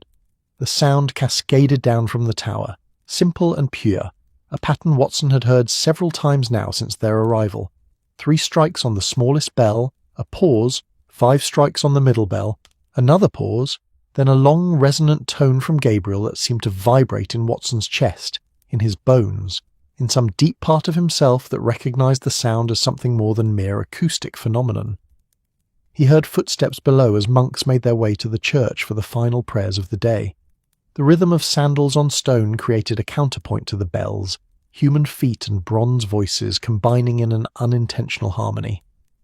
Watson thought of the generations who had walked these same stones, hearing these same bells, 200 years of nights, of prayers, of the daily dying into sleep that mirrored the larger dying all men eventually faced. What had de Ferron believed that made him willing to hide it in this place? What truth had he smuggled into sanctuary, encoded in mathematics, broadcast in bronze? And had that truth killed Brother Anselm 2 centuries later?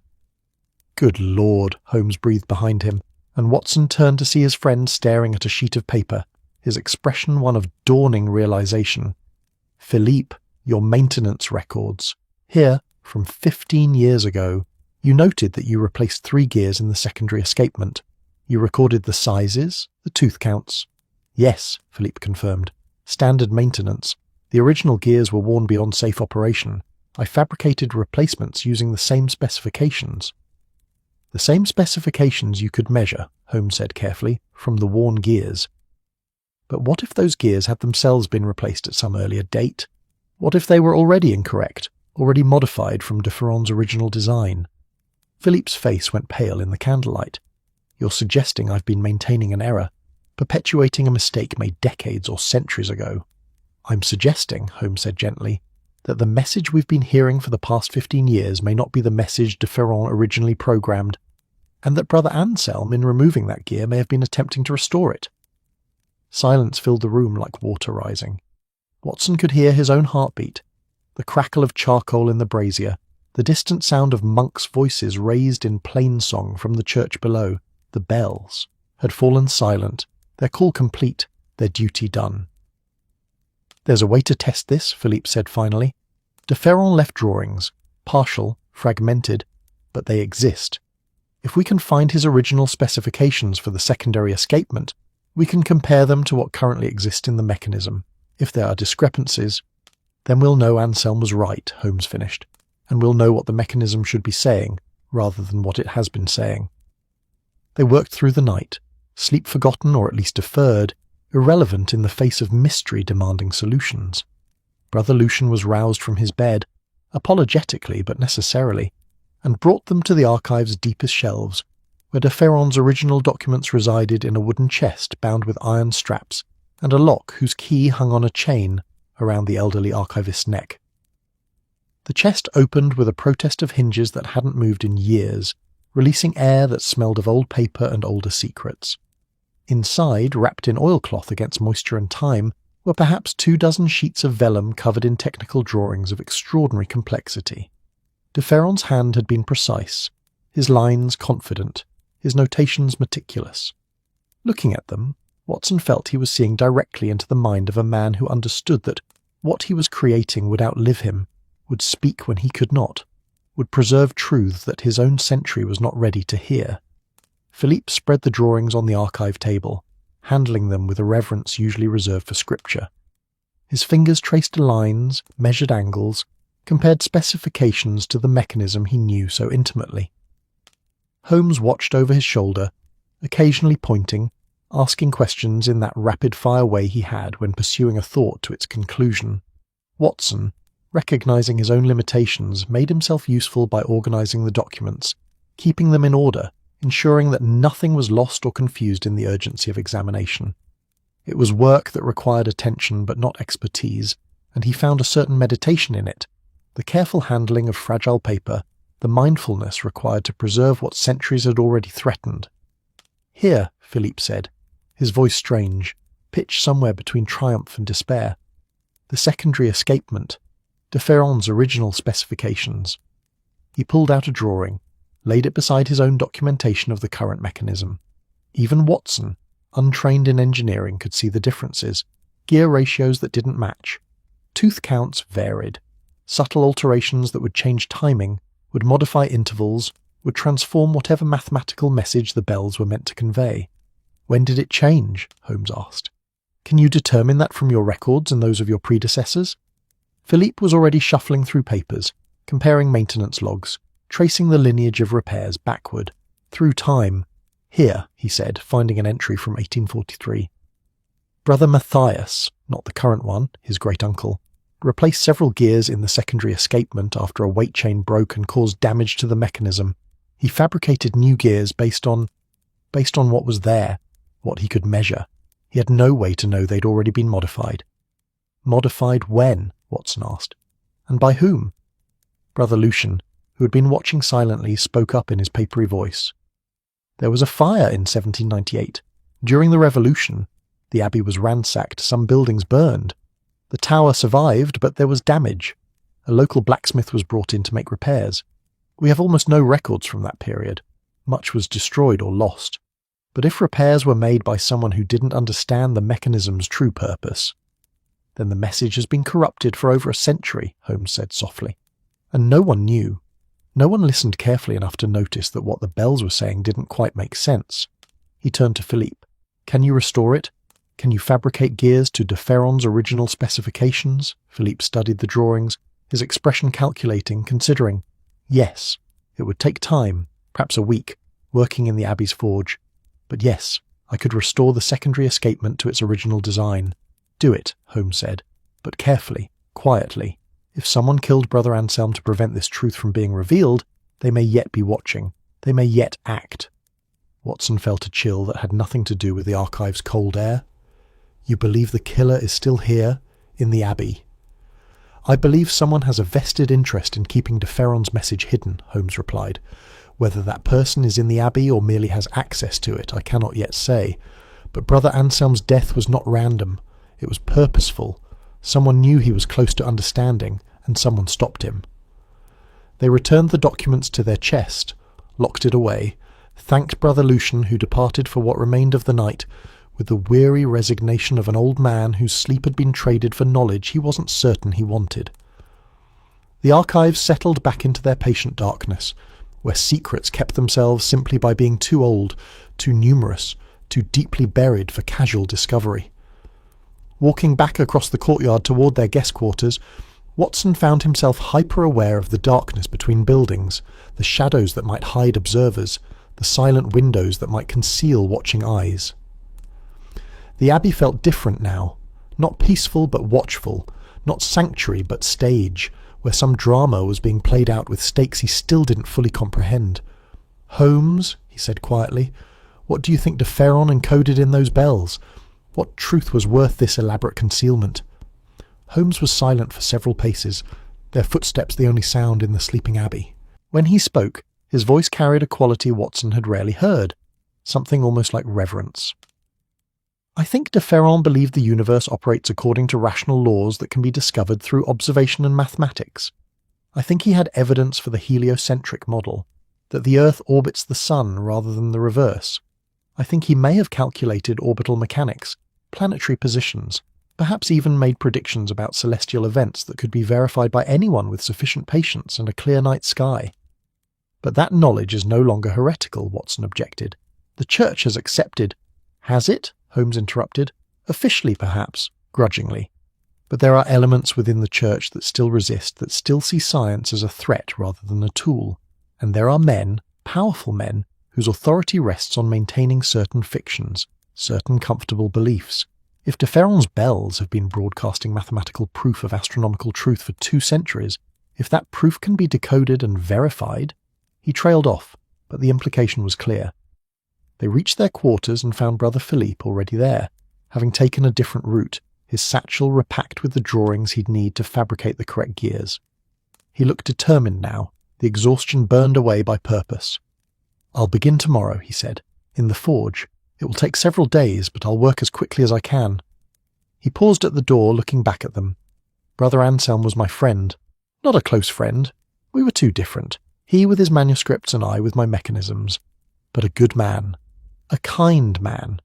If he died because he was trying to restore truth to these bells, then restoring that truth is the best memorial I can offer him." When he'd gone, Holmes and Watson prepared for what remained of the night. The brazier had burned low, its coals glowing like small trapped stars.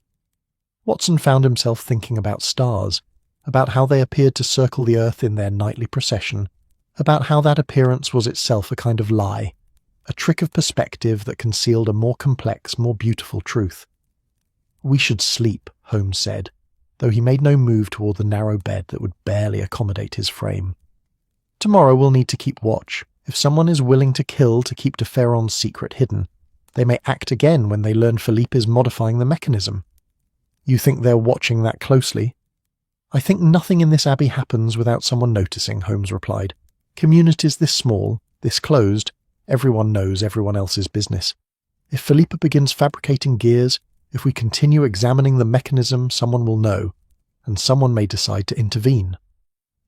Watson finally settled onto his own bed, the straw mattress rustling beneath him, and stared up at the dark ceiling where shadows played in the dying light of the brazier. Outside, the night held its secrets, the valley hidden in darkness, the village sleeping, the bells silent in their tower, waiting for midnight when they would ring their corrupted message once more. But soon, perhaps within the week, those bells would ring correctly for the first time in over a century. They would speak in Gaston de Ferron's true voice, would broadcast whatever truth he had encoded in bronze and brass. And when they did, Watson suspected, the real danger would begin. He closed his eyes, but sleep was slow in coming. His mind kept returning to Brother Anselm, to those peaceful features in death, to the broken gear clutched in a dead man's hand, and to something else, something his medical eye had noticed but his conscious mind had dismissed as insignificant. The bruising on Anselm's right shoulder, the abrasions on his knees, the pattern of injuries suggested a fall, yes.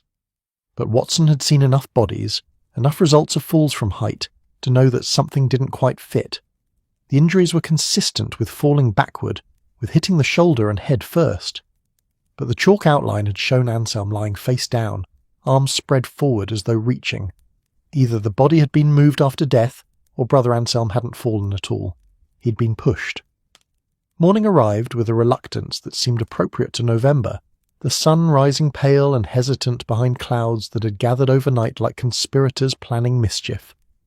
Watson woke to the sound of bells, not the elaborate sequences that so fascinated Holmes, but the simple matins call ringing the Abbey to consciousness with gentle insistence. He lay still for a moment, collecting his thoughts from the fragmentary landscapes of dreams, remembering where he was and why. Holmes's bed was empty, the blanket folded with military precision. Through the window, Watson could see his friend in the courtyard below, pacing with that particular intensity that indicated his mind was already hours ahead of his body, racing through possibilities and probabilities, while the rest of the world still rubbed sleep from its eyes. Watson dressed quickly, splashing cold water on his face from the basin provided, the shock of it driving away the last cobwebs of sleep. His thoughts from the previous night returned with uncomfortable clarity. The pattern of Anselm's injuries, the inconsistency between the body's position and the nature of his wounds. He needed to discuss this with Holmes, but first he needed to be certain. Medical conclusions based on memory rather than direct examination were dangerous things, prone to the distortions of wishful thinking or premature hypothesis. He found Holmes in the courtyard, standing near the well, his attention fixed on the bell tower with an intensity that suggested he was seeing through the stone walls to the mechanism within. The morning air was sharp, carrying the scent of frost and wood smoke, of bread baking somewhere in the Abbey's kitchens and the earthy smell of damp soil from the gardens. "You didn't sleep," Watson observed. Not a question. "I thought," Holmes replied, which was his way of saying the same thing. "Watson, I've been considering the sequence of events. Brother Anselm discovers the message in the bells. He spends months transcribing, calculating, decoding. He realizes the mechanism has been altered from its original design. He approaches Brother Philippe, who dismisses his concerns. So Anselm decides to act independently, to enter the tower at night, to remove a gear that he believes is causing the corruption." "But he doesn't act entirely independently," Watson said, following the logic. "Someone knows he's there. Someone follows him into the tower." "Or was already there waiting," Holmes suggested. "The door was locked from the outside after his death. Either the killer left and locked it, having possession of a key that supposedly doesn't exist, or—" he paused, his eyes still fixed on the tower. "Or the killer never left at all. Is still there, in fact, hidden somewhere in the mechanism's complexity." Watson felt a chill that had nothing to do with the morning cold. "You think someone lives in the tower, concealed in the machinery?" "I think the tower may have secrets beyond the bells," Holmes said. "Consider de Ferron's situation. A man fleeing persecution, granted sanctuary but still at risk. He installs an elaborate mechanism, ostensibly for religious purposes, but actually to preserve forbidden knowledge. Would such a man not also create a hiding place? A refuge within the refuge?" Before Watson could respond, Brother Philippe emerged from one of the buildings, carrying tools wrapped in cloth. He approached them with the determined stride of a man who had found purpose to replace grief, who had transmuted sorrow into action.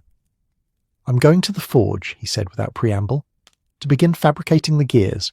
It will take most of the day to set up the equipment properly, to ensure the specifications are exact.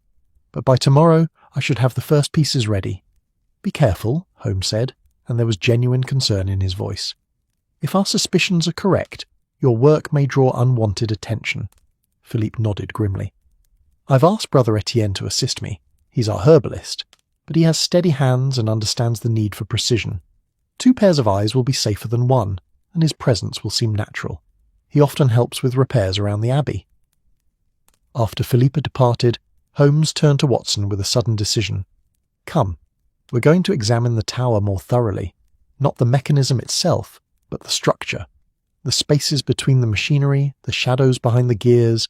If there's a hidden chamber, a concealed passage, it will reveal itself to careful observation." They crossed the courtyard as the Abbey settled into its morning rhythm. Monks moved about there, assigned tasks with the choreographed efficiency of long practice, some toward the gardens, others to the scriptorium, still others to the kitchens or laundry or the dozen other functions that kept a self-sufficient community operating. Several glanced at Holmes and Watson with expressions ranging from curiosity to concern, but none approached. The investigating strangers had become part of the landscape now, expected if not entirely welcome. The tower door stood open. Brother Philippe had unlocked it before heading to the forge, trusting Holmes and Watson to conduct their investigation unsupervised. They entered into the cathedral of brass and iron, into that space where human prayer and mechanical precision existed in uneasy communion. The morning light fell differently than it had the previous day, entering through the narrow windows at altered angles, illuminating different sections of the mechanism, casting different shadows. Watson noticed how the light transformed the space. What had seemed solid in the afternoon sun now revealed gaps. What had appeared seamless now showed seams. The tower was like a text written in light and shadow, its meaning changing with the hour.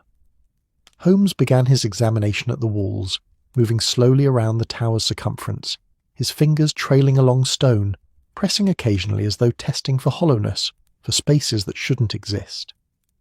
Watson watched, then began his own examination of the floor, studying the flagstones for irregularities, for signs that some might be removable, might conceal spaces beneath. They worked in silence, the kind of companionable quiet that came from years of partnership, each trusting the other's thoroughness, neither needing to explain or justify their methods. The only sounds were their footsteps, their breathing, and the occasional creak of the mechanism as weights shifted minutely on their chains, as gears settled into equilibrium, as the tower breathed in its mechanical way. It was Watson who noticed the inconsistency. On the eastern wall, behind a cluster of gears that formed part of what Philippe had called the tertiary weight system, the stone face showed a peculiar pattern, Most of the tower's interior walls were smooth, the mortar between stones carefully finished. But here, in this shadowed space where casual observation was unlikely, the mortar was rougher, its colour subtly different, suggesting either much older work or much newer, either original construction or recent repair. "Holmes," he called softly, "look at this." Holmes crossed to him, his eyes following Watson's pointing finger to the irregular stonework. He pulled out his magnifying lens, examining the mortar closely, scraping a small sample with his fingernail and rolling it between his fingers to test its consistency. "Newer," he pronounced, "perhaps 20 or 30 years old. The mortar has healed but hasn't yet developed the crystalline hardness of centuries-old material." He stepped back, studying the wall's broader context, the relationship between the irregular section and the surrounding structure. It's roughly 6 feet tall and 4 feet wide, door-sized, or rather doorway-sized, now concealed. Watson felt his pulse quicken. "How do we open it?" "We don't, not yet. First we determine where it leads." Holmes was already moving toward the stairs, ascending to the second-level platform where they had found Anselm's gear. From this vantage point they could look down at the suspicious section of wall and could see how it related to the tower's overall geometry. "The tower's exterior is circular," Holmes said, gesturing with his hands to map the space. "But the interior mechanism doesn't fill the entire volume. There are gaps between the machinery and the outer walls, necessary spaces for maintenance, for the natural expansion and contraction of materials. But here, on the eastern side, the gap is larger than necessary. The mechanism could have been built closer to the wall, should have been for optimal weight distribution. Unless the gap was intentional," Watson finished. "A space for something other than machinery." Holmes nodded, satisfaction evident in his expression. "A hidden chamber, Watson, perhaps 10 feet deep and running the height of the tower, large enough to contain—" "What?" "A workshop, a library, a refuge." They descended, both of them drawn back to the concealed doorway, to this mystery within the larger mystery. Holmes examined the surrounding machinery, studying how the gears were mounted, how the chains were routed. "Clever," he murmured. "The mechanism itself blocks access. One would need to partially disassemble the tertiary weight system to reach the wall. Hours of work requiring expertise and tools, not something done casually or quickly." "But Brother Anselm was found dead on the main floor," Watson pointed out. "Not here. If he discovered this chamber, if he was trying to access it, why was his body so far from this location?" "Perhaps he wasn't trying to access it," Holmes said slowly, thinking aloud. "Perhaps he was trying to leave it. Or perhaps—" He paused, his eyes tracking upward, following something Watson couldn't yet see. "Watson, look at the chain routing for the tertiary system. See how it runs up to the 3rd level, wraps around a drum there, then descends again?"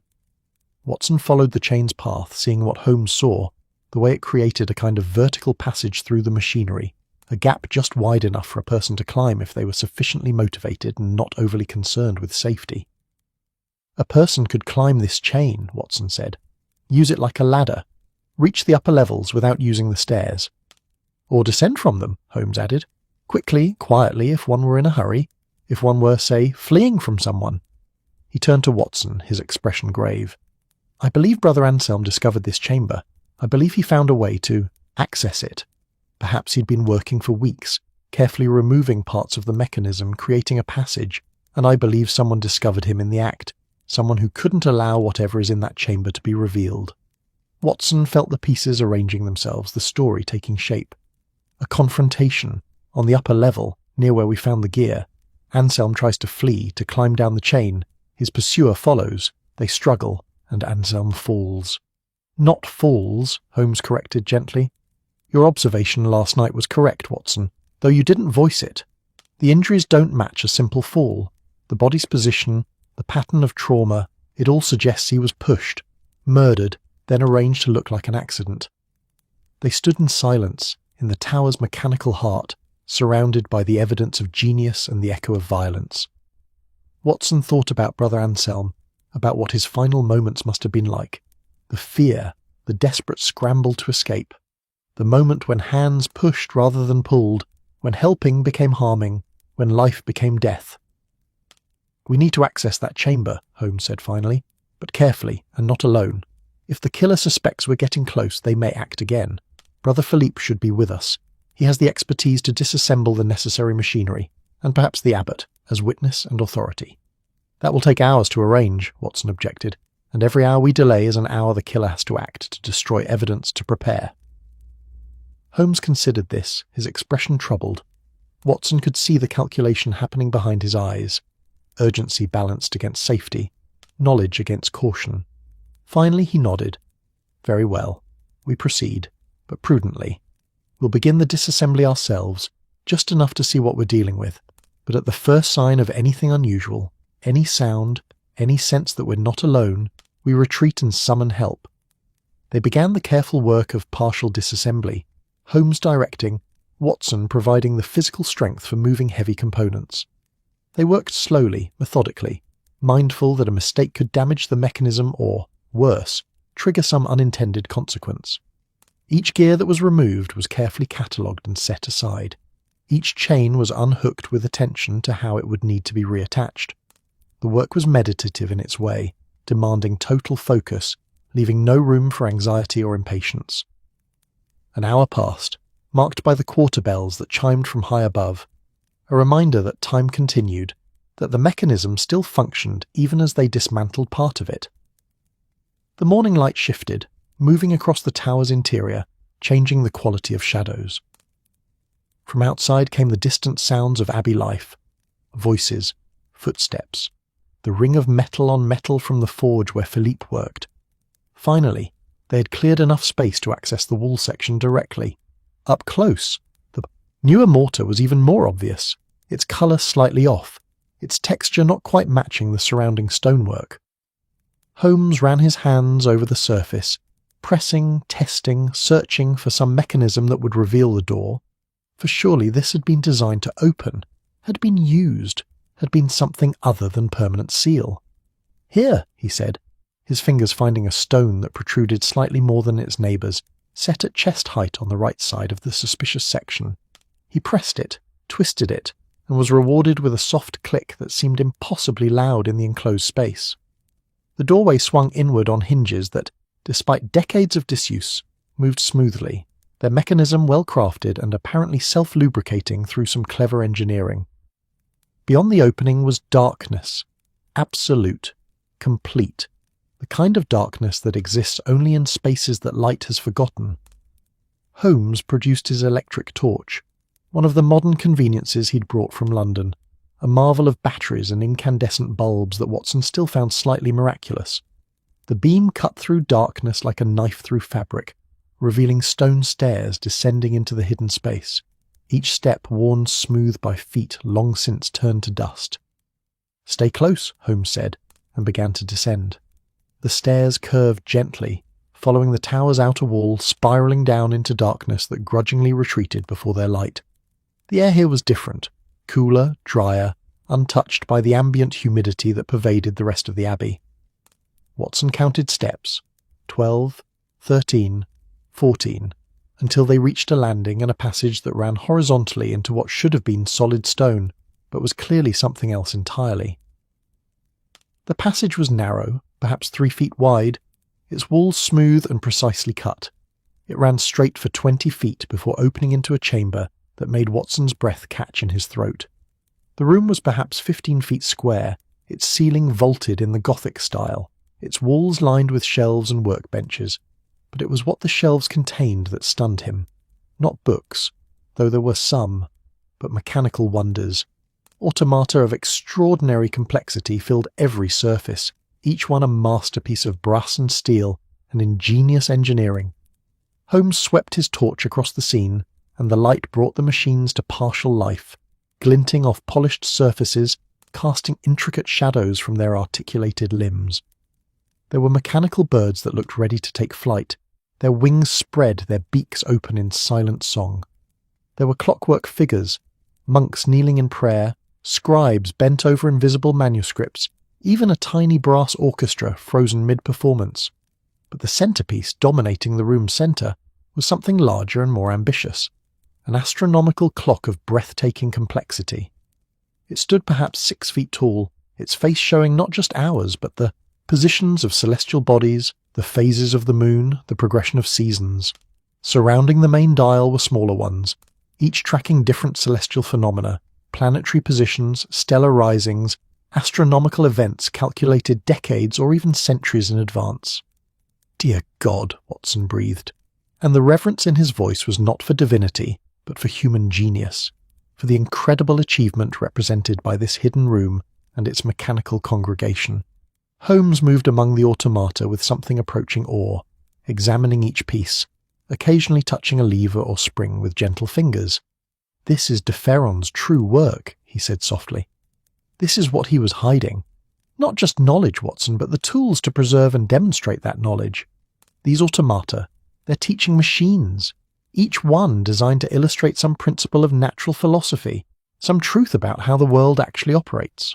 Watson approached the astronomical clock, studying its intricate dials and subdials, the tiny mechanical planetary system that showed Earth, circling the sun rather than the reverse. It was heresy made mechanical, truth crafted in brass, a silent argument against doctrine that had been hidden here for 200 years. "Look at the precision," Holmes continued, examining a mechanical bird whose wings were articulated with dozens of tiny joints. "The craftsmanship is extraordinary. De Ferron wasn't just a mathematician and engineer. He was an artist, creating beauty in service of truth. These machines could demonstrate principles of mechanics, of astronomy, of natural law, all the things the Church found threatening because they contradicted Scripture's literal reading. On the workbenches, Watson found tools, precision instruments for cutting gears, for shaping metal, for measuring with incredible accuracy. There were journals too, dozens of them, their pages covered in de Ferron's handwriting. Calculations, observations, theoretical speculations, all preserved in this hidden chamber where thought could be free because no one knew it existed. "This is what Brother Anselm discovered," Watson said, understanding flooding through him. "This is why he was killed. Not for understanding the bell's message, but for finding this chamber, for threatening to reveal that heretical knowledge had been hidden in the Abbey for centuries." Holmes nodded grimly.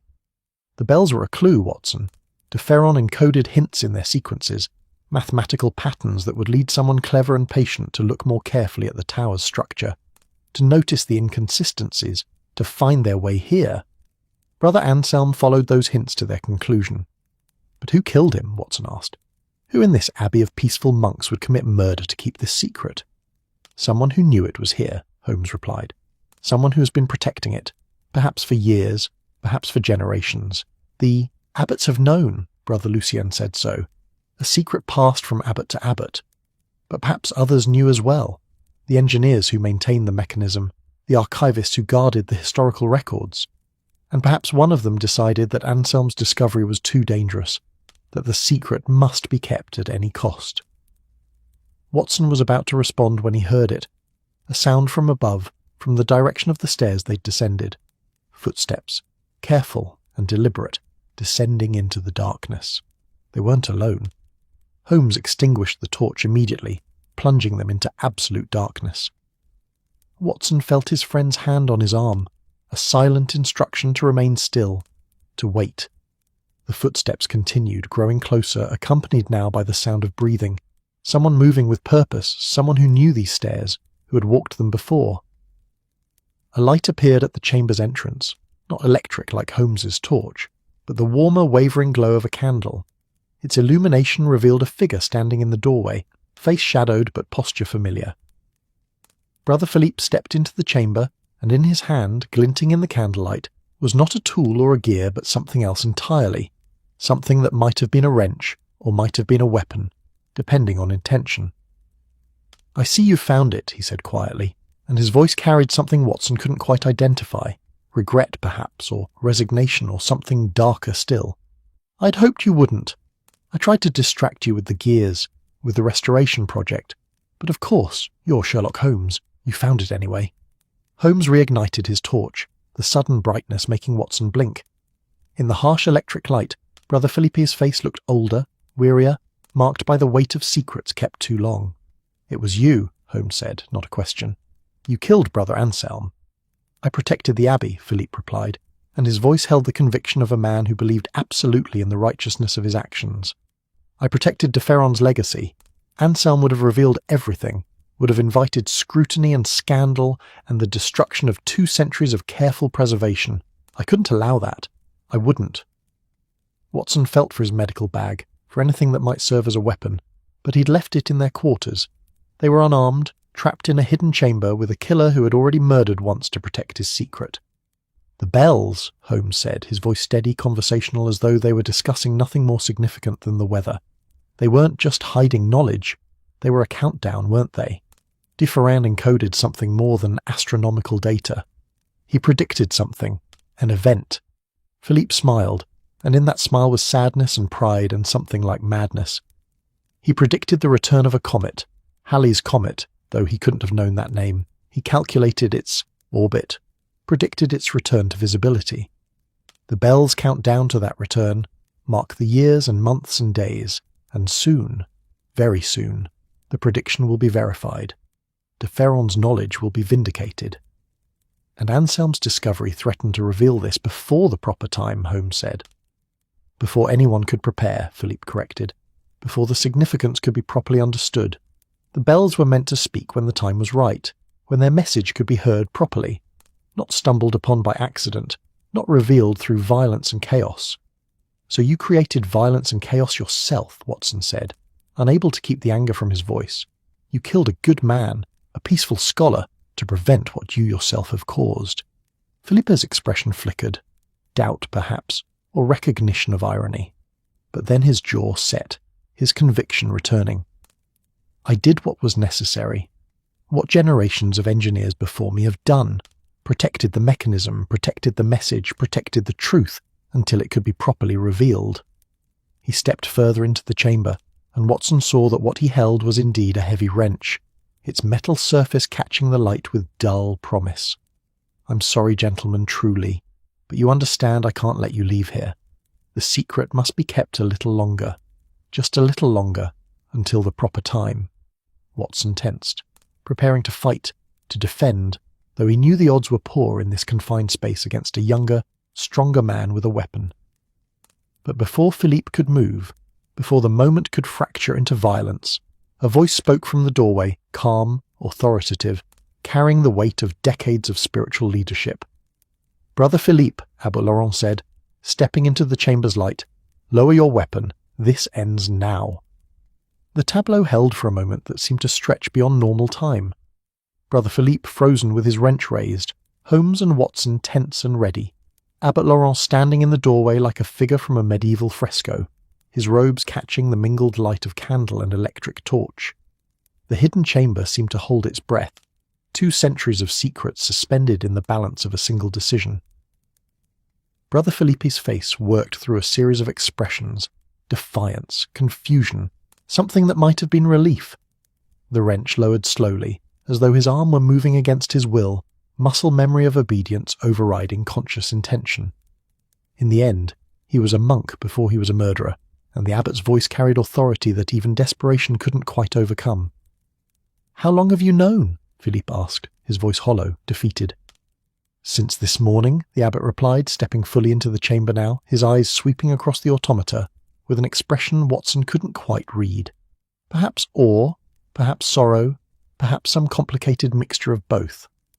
"Brother Etienne came to me. After you asked him to help with the gears, he was concerned. You'd been asking strange questions, speaking of duty and protection and necessary sacrifices. He feared you were planning something rash." The abbot's gaze fixed on Philippe with terrible gentleness. "He was right to be concerned, it seems." Philippe's laugh was bitter, broken. "Etienne, of course, always too observant, too sensitive to others' distress. I should have worked alone, as I always have, as the engineers of this mechanism have always worked, alone, in secret, protecting what others cannot understand." "Protecting," Holmes said, and there was steel beneath the surface calm of his voice. "You call murder protection? Brother Anselm's death was protection?" "It was prevention," Philippe insisted, though his conviction seemed to be crumbling, revealing something more fragile beneath. He was going to destroy everything. "Do you understand what this chamber represents?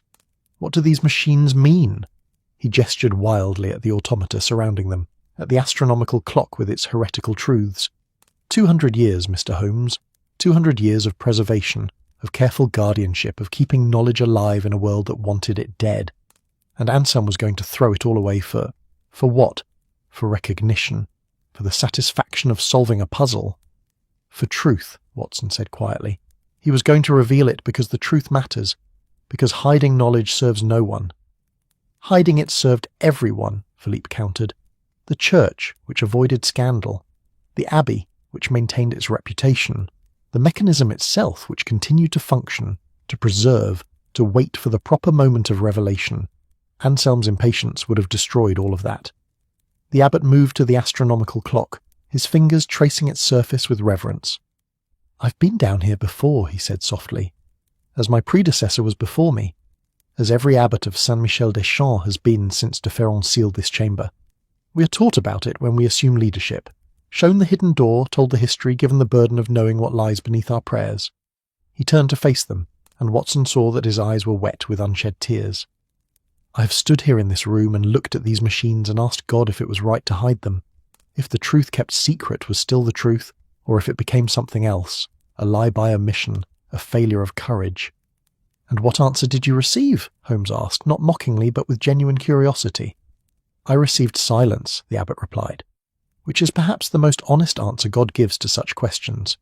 We must decide for ourselves, must choose between competing goods, the good of preservation, the good of revelation, between protecting what is fragile and sharing what is precious."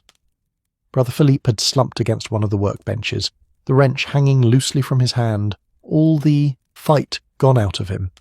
He looked old now, older than his years, worn down by the weight of what he'd carried, what he'd done.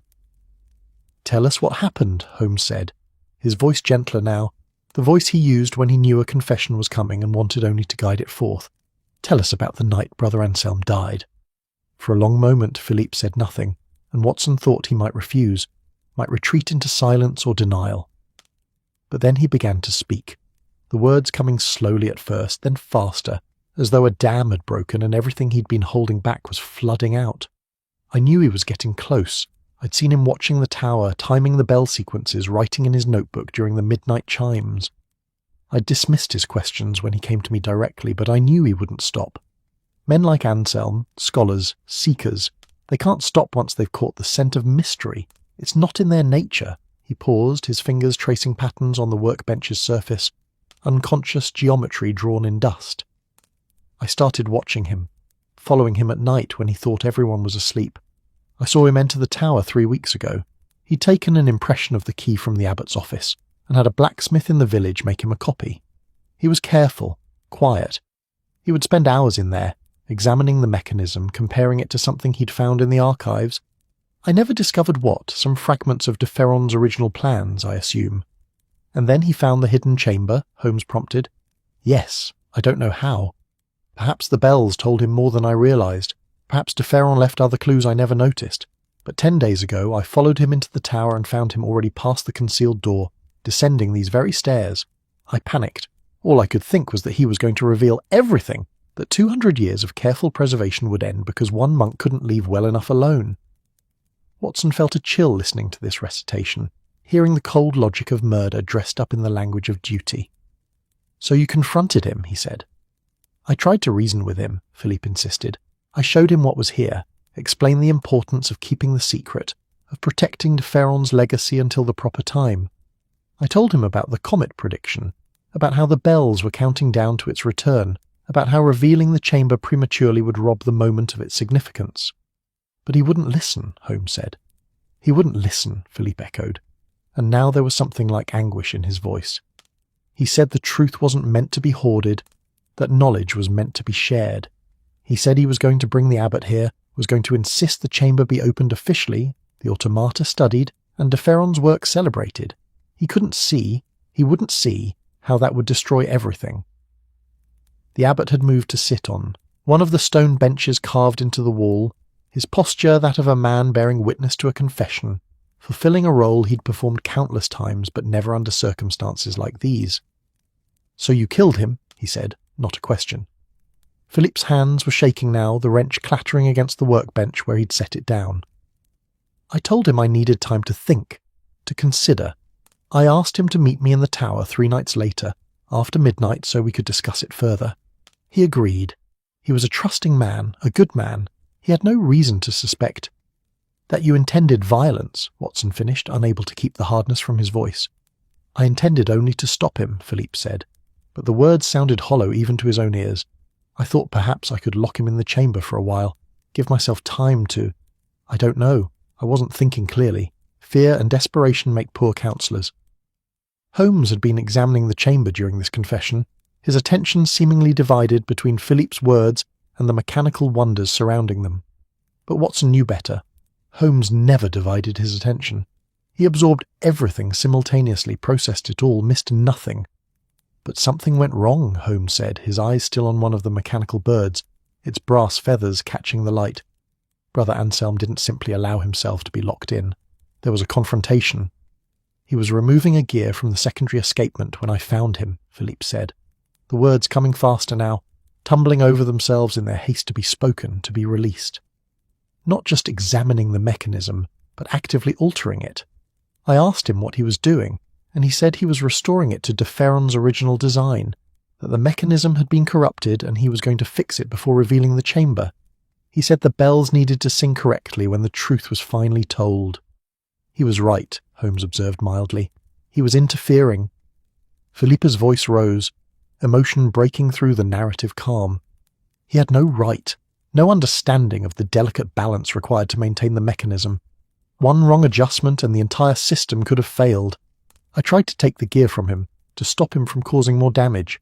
We struggled. He was on the second platform near the weight chains. He lost his balance, started to fall. I reached for him.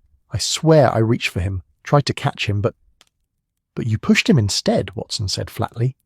Philippe's face crumpled. I don't know. I honestly don't know. It happened so fast. One moment he was there, the gear in his hand, and the next he was falling. I heard him hit the floor below, the sound. God forgive me, the sound. Silence filled the chamber, heavy and complete. Even the automata seemed to be listening, their frozen poses now appearing less like art and more like witnesses, their brass eyes seeing everything, judging nothing. You left him there, Holmes said. Lock the tower behind you. Let him be found in the morning as though he'd been alone, as though it were an accident. What else could I do? Philippe asked, and the question sounded genuinely helpless. Call for help? Confess? That would have meant revealing the chamber, explaining why Anselm was there, why I was there. The secret would have been exposed anyway, so I did nothing. I left him alone in the darkness with the mechanism he'd tried to understand, and I locked the door, and I returned to my cell, and I prayed for forgiveness I knew I didn't deserve. Watson thought about Brother Anselm lying alone through the long hours of that night, dead on cold stone beneath bells that had killed him not by falling, but by being secret, by demanding protection that turned to murder. He thought about the morning discovery, about Brother Philippe's feigned shock, about the lies that followed, each one easier than the last, each one building on the foundation of that first terrible choice. The gear, Holmes said. The one we found. Anselm had removed it. Why didn't you retrieve it? I tried, Philippe admitted. After everyone had left the tower that first morning, after the body was taken to the chapel, I went back to find it, to put it back in place before anyone noticed it was missing. But it was gone. I searched everywhere, assumed it had rolled into some crack, some shadow. When you found it, when you showed it to me... He shook his head. I knew then that you would solve it. That's when I started planning. I knew I couldn't let you access the chamber, couldn't let you piece together what had happened. So you followed us, Watson said. Watch us work to disassemble the mechanism, waited for us to find the door, and then came down to... What? Kill us as well? Add 2 more bodies to your protection of de Ferron's secret? Philippe looked at him with eyes that held genuine horror. I don't know. I honestly don't know what I intended. I only knew I couldn't let it end, couldn't let the secret be revealed before the proper time. The comet, gentlemen, it returns in 6 months. 6 months. Halley's comet returning just as de Ferron predicted 2.5 centuries ago, when it appears in the sky, when it can be verified that an 18th century mathematician calculated its orbit without church sanction, without official blessing, using forbidden astronomical models. That's when this chamber should be revealed. That's when de Ferron's vindication should come. And Brother Anselm's death? The abbot asked softly. When does that receive vindication? Philippe had no answer for that. Holmes had completed his circuit of the chamber, and now stood before the astronomical clock studying its intricate dials, its precise mechanisms. Remarkable, he murmured. The craftsmanship is extraordinary. Every gear cut by hand, every calculation verified through observation, every prediction based on mathematics rather than authority. He turned to face them, his expression thoughtful. De Ferron built this to last, not just physically, though the engineering is superb, but conceptually. He knew that truth, once discovered, can never be undiscovered. That knowledge, once gained, cannot be unlearned. So he built machines that would preserve what he knew until the world was ready to accept it. The world is ready now, Watson said, has been ready for years. The Church has accepted heliocentrism. Galileo has been vindicated. De Ferron's knowledge is no longer heretical. Officially, Holmes agreed, but official acceptance and genuine understanding are different things. There are still those who resist, who see scientific truth as threatening to faith. Brother Philippe is not entirely wrong. Revealing this chamber, these machines, will cause controversy. Questions will be asked about why they were hidden, about what it means that an abbey has been harbouring what some will call heresy for 2 centuries. But those questions should be asked, the abbot said, rising from his bench, his voice carrying the firmness of decision made. Brother Philippe, what you've done, what you've carried, it ends now. The secret ends now. Not in 6 months when a comet returns, but today. This chamber will be opened officially. These machines will be studied, catalogued, preserved properly rather than hidden.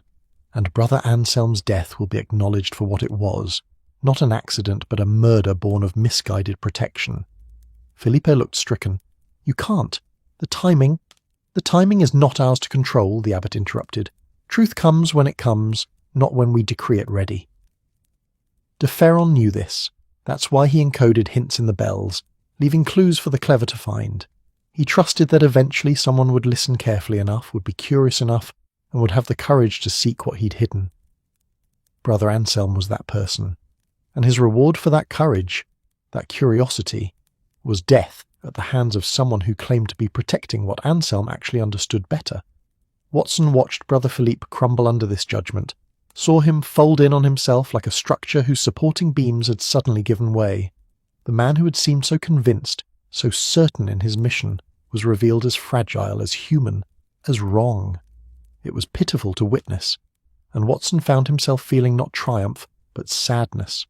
For Anselm who had died, for Philippe who had killed, for the terrible waste of it all. What will happen to him? Watson asked the abbot. He'll be confined to his cell while we determine proper action, Laurent replied. There will need to be involvement from civil authorities. Murder is not something the Church can simply handle internally. But first, he gestured to the chamber, to the automata waiting in their frozen poses. First, we document this properly.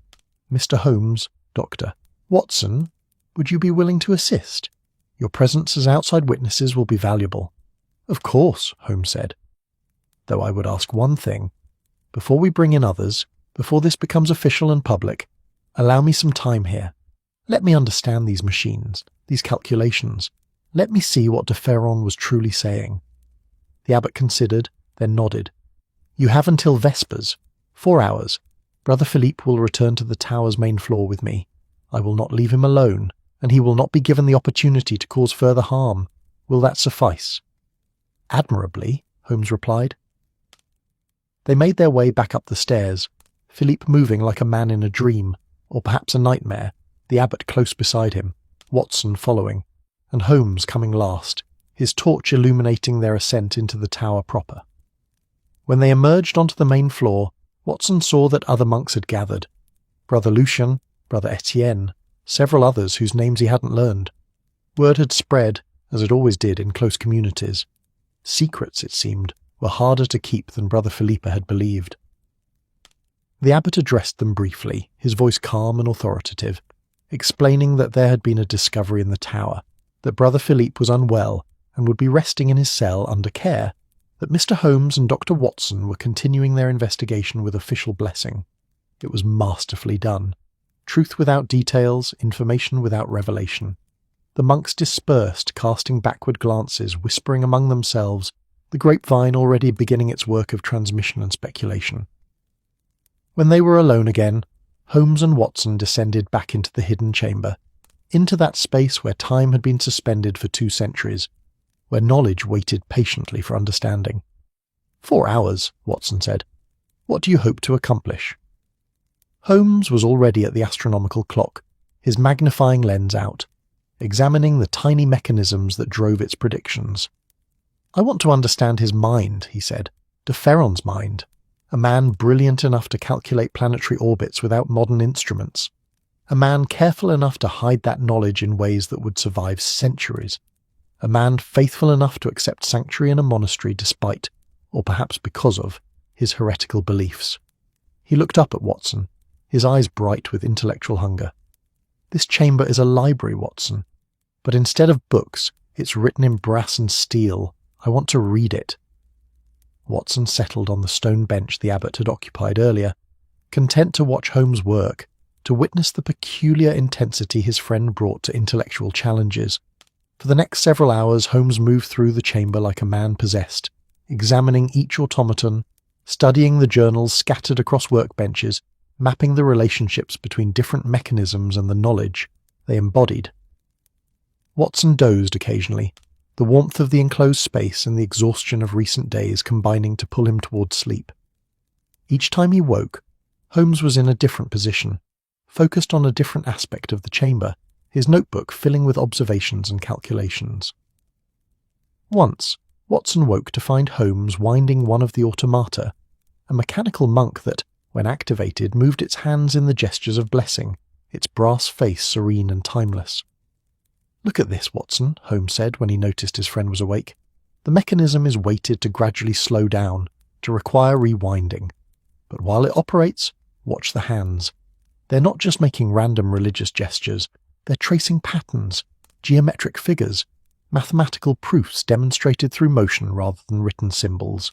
De Ferron was teaching Watson. Even his automata were pedagogical tools. As the afternoon light shifted in the tower above, filtering down through the hidden chamber's entrance in golden streams that seemed almost liquid, Holmes completed his examination. He stood in the centre of the room, surrounded by centuries of preserved genius, and Watson saw in his face an expression he'd rarely witnessed, pure, undiluted admiration for a mind that matched his own. He was remarkable, Holmes said quietly. Gaston de Ferron, a man ahead of his time, perhaps ahead of our time as well. He didn't just preserve knowledge, Watson. He created a system for preserving it, multiple systems, each supporting and reinforcing the others. The bells broadcast hints, the chamber containing details, the automata demonstrating principles, the journals recording calculations. It's redundant, elegant, and absolutely brilliant. "And the comet?" Watson asked. "The prediction Philippe mentioned?" Holmes smiled. "Accurate. I verified his calculations against modern ephemerides I happen to remember. Halley's comet, though de Ferron couldn't have known that name, will return in 6 months, visible in the northern hemisphere, following the orbit he predicted. When it does, when his prediction is verified publicly, it will be undeniable proof that accurate astronomical calculation was possible in the 18th century without church sanction. That science and faith could coexist if only faith were humble enough to allow it. They stood together in that hidden room, in that space between eras, between one kind of world and another. Watson thought about all the secrets humans kept, all the truths they buried, all the knowledge they hid because they feared what it might reveal about themselves, about their certainties, about the comfortable stories they told to make existence bearable. "Come," Holmes said finally, "we should return to the surface. The abbot will want his report and there's much to arrange. This chamber needs proper protection now, not the protection of secrecy, but the protection of preservation. These machines should be studied, maintained, and celebrated as the achievements they are." They ascended the stairs one final time, leaving the automata to their patient waiting, leaving de Ferron's genius to the darkness it had inhabited for so long. But Watson knew it wouldn't be dark much longer. Soon, very soon, light would flood into that chamber, and with light would come questions, understanding, perhaps even wonder. Brother Anselm had died from this revelation. The least they could do was ensure his death served truth rather than its continued concealment. Winter arrived properly in the days following their discovery, settling over Saint-Michel-des-Champs with the quiet authority of a season that knows its reign cannot be hurried or denied. Frost painted the valley each morning with crystalline precision, transforming ordinary grass into something that crunched underfoot like broken glass, making the Abbey's ancient stones gleam as though they'd been dusted with powdered diamonds. The sky held that peculiar clarity that comes with cold. Distances seemed sharper, edges more defined, as though the world had decided to reveal itself with uncomfortable honesty.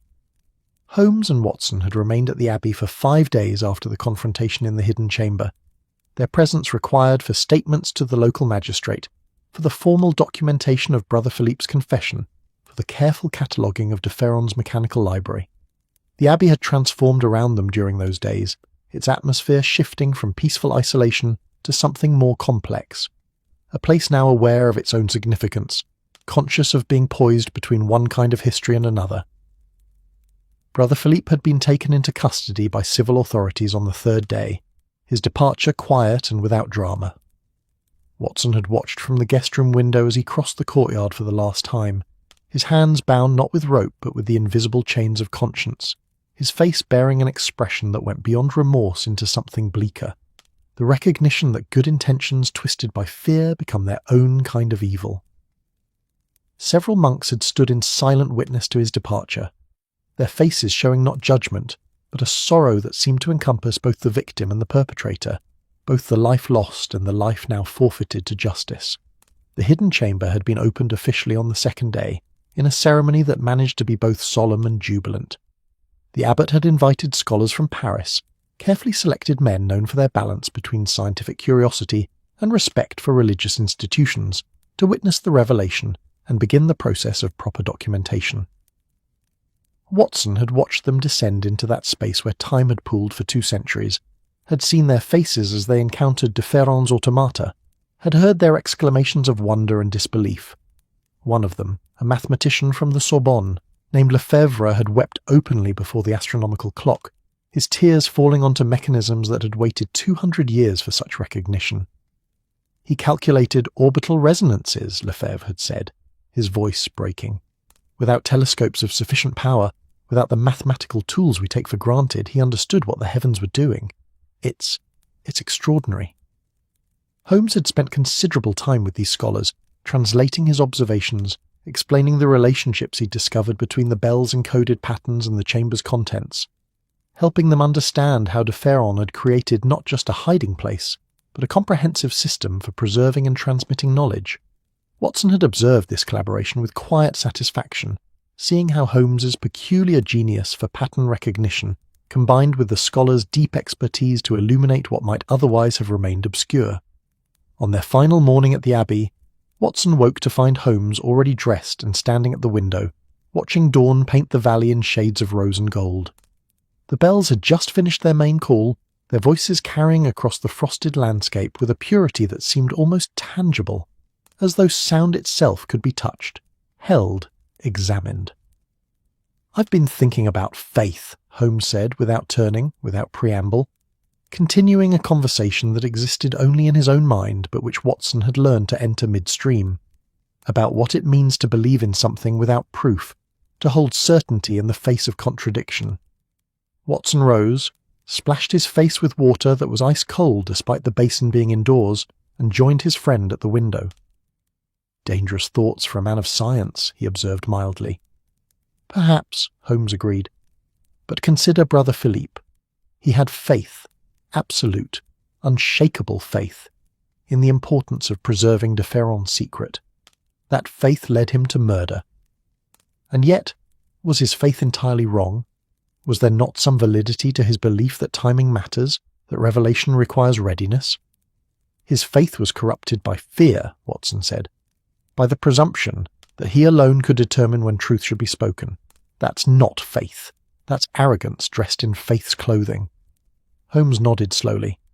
Yes, I think you're right. True faith would trust truth to find its own moment, wouldn't it? Would trust that what needs to be known will be known when the time is right, without requiring murder to maintain or revelation to force. He turned from the window, a slight smile touching his lips. Perhaps that's what de Ferron understood that Philippe didn't. De Ferron encoded his knowledge, provided clues, and then trusted that eventually someone would listen carefully enough, would be curious enough, would have the courage to seek. He had faith not in doctrine but in human nature, in our capacity for wonder, for persistence, for the desire to understand. They packed their few belongings in companionable silence, the efficient movements of men accustomed to travel, to temporary lodgings, to the perpetual state of being between one place and another. As they worked, Watson found himself thinking about Brother Anselm, about that patient scholar who had spent his final months listening to bells, transcribing their patterns, seeking meaning in mathematics and bronze. He should be remembered properly, Watson said abruptly. Anselm, not as a victim, but as a discoverer, as the man who solved de Ferron's puzzle. He will be, Holmes assured him. The scholars from Paris are already preparing papers. His notebooks will be published, his methodology examined and celebrated. He'll be remembered as the man who heard what others merely listened to, who found what others had walked past for 2 centuries. He paused, folding a shirt with uncharacteristic care. That's a better memorial than most of us can hope for, to be remembered for our curiosity, for our refusal to accept easy answers. The abbot met them in the courtyard after breakfast, his face showing the signs of difficult days but also something lighter, relief perhaps, or the particular peace that comes from burdens honestly carried and finally set down. He walked with them toward the gate, through morning light that made the abbey stones glow as though lit from within. "Thank you," he said simply, "for your discretion, your thoroughness, your humanity in handling this matter.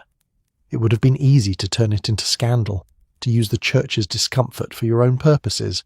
You chose instead to help us reveal truth without destroying faith. That's a rare gift."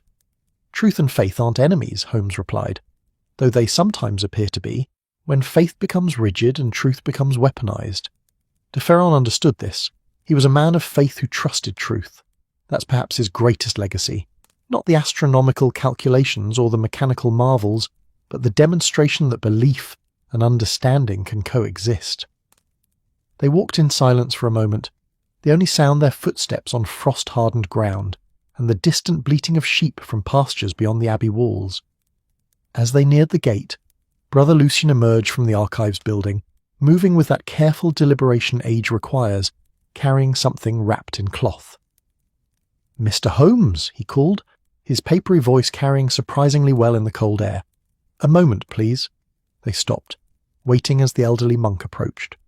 When he reached them, he carefully unwrapped the cloth to reveal a small mechanical bird, perhaps 6 inches tall, crafted in brass with extraordinary detail.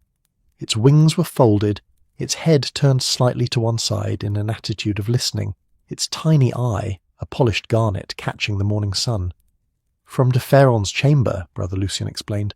"The abbot and I agreed that you should have it. A token of gratitude, yes, but more than that. A reminder. This bird, when wound, sings a single note.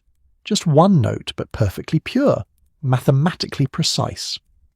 De Ferron believed that truth, like music, needn't be complex to be beautiful. Sometimes a single clear note is enough. Holmes took the mechanical bird with reverence, his fingers tracing its articulated wings, the tiny key set into its base that would wind the spring and release that single note. "I'm honoured," he said quietly. "Truly honoured. I shall treasure it." Brother Lucien smiled, the expression transforming his ancient face into something almost youthful. "When the comet comes," he said, "when Halley's comet returns as de Ferron predicted, win the bird and let it sing. That will be the proper moment, when his vindication is written in the sky, when his knowledge is confirmed by the very heavens he studied. Let the bird sing then, and remember that patient scholarship, honest observation, and careful calculation can illuminate what dogma obscures." They said their farewells, to Brother Lucien, to the abbot, to several other monks who had gathered to see them off. Watson noticed that the community seemed lighter somehow, as though a weight had been lifted from them all.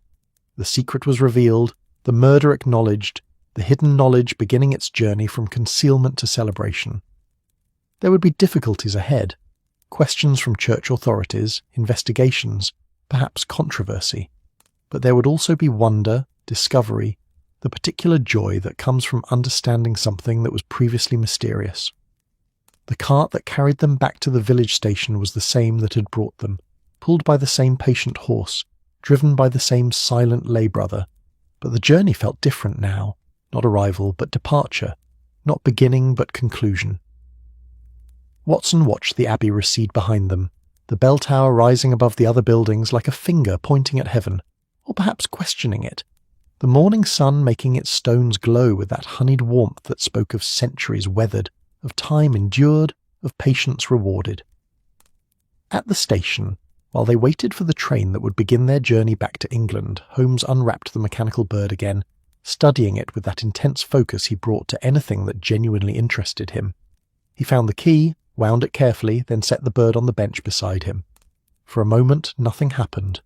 Then, with a tiny whir of springs and gears, the bird's beak opened and it sang. A single note. Pure and clear and impossibly beautiful, hanging in the cold air like a visible thing, like something that could be held and examined and kept. The note faded, the mechanism wound down, and the bird was still again. But Watson felt something had shifted. Some small recalibration of the world, some adjustment in the balance between what was hidden and what was known. The train arrived with its customary noise and steam, its modern efficiency a jarring contrast to the medieval tranquility they were leaving behind. They boarded, found a compartment, settled themselves for the long journey ahead. Train to Paris, overnight in a hotel, then the morning departure for Calais and the Channel crossing, and finally London, where coal smoke and fog and the ceaseless energy of modern life would wrap around them like a familiar coat. As the train pulled away from the station, Watson looked back one final time at the valley, where Saint-Michel-des-Champs sat like a secret being gradually revealed. He could just see the bell tower, could imagine its mechanisms turning with mathematical precision, its bells waiting for their next appointed hour to sing. "Do you think they'll survive?" he asked Holmes. "The Abbey, the mechanism, de Ferron's legacy? Once the scholars descend in force, once the investigations begin, once it all becomes public knowledge." Holmes was quiet for a moment, watching the French countryside begin its familiar parade past the window. Fields and hedgerows, small villages and distant hills, the ordinary landscape that contained such extraordinary secrets. "I think," he said finally, "that truth is more resilient than we give it credit for. It survives being hidden, it survives being attacked, it even survives being celebrated, which is perhaps the greatest test of all. De Ferron's work will endure because it's true, and truth has a way of persisting even when everything else fails." They rode in silence then, each lost in their own thoughts, the rhythm of the rails beneath them creating a percussion that might have been music or might have been time itself, marking moments with mechanical precision, carrying them forward into a future that was always arriving, never quite here. Watson thought about Brother Anselm, about his patient months of listening, his careful transcription, his determination to understand.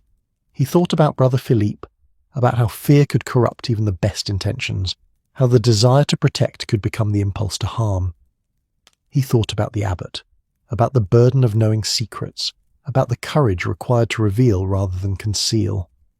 And he thought about Gaston de Ferron, that brilliant man 2 centuries dead, who had looked at the universe and seen not chaos but pattern, not mystery but mathematics, who had trusted that truth would find its audience eventually, that knowledge once discovered could never be entirely lost.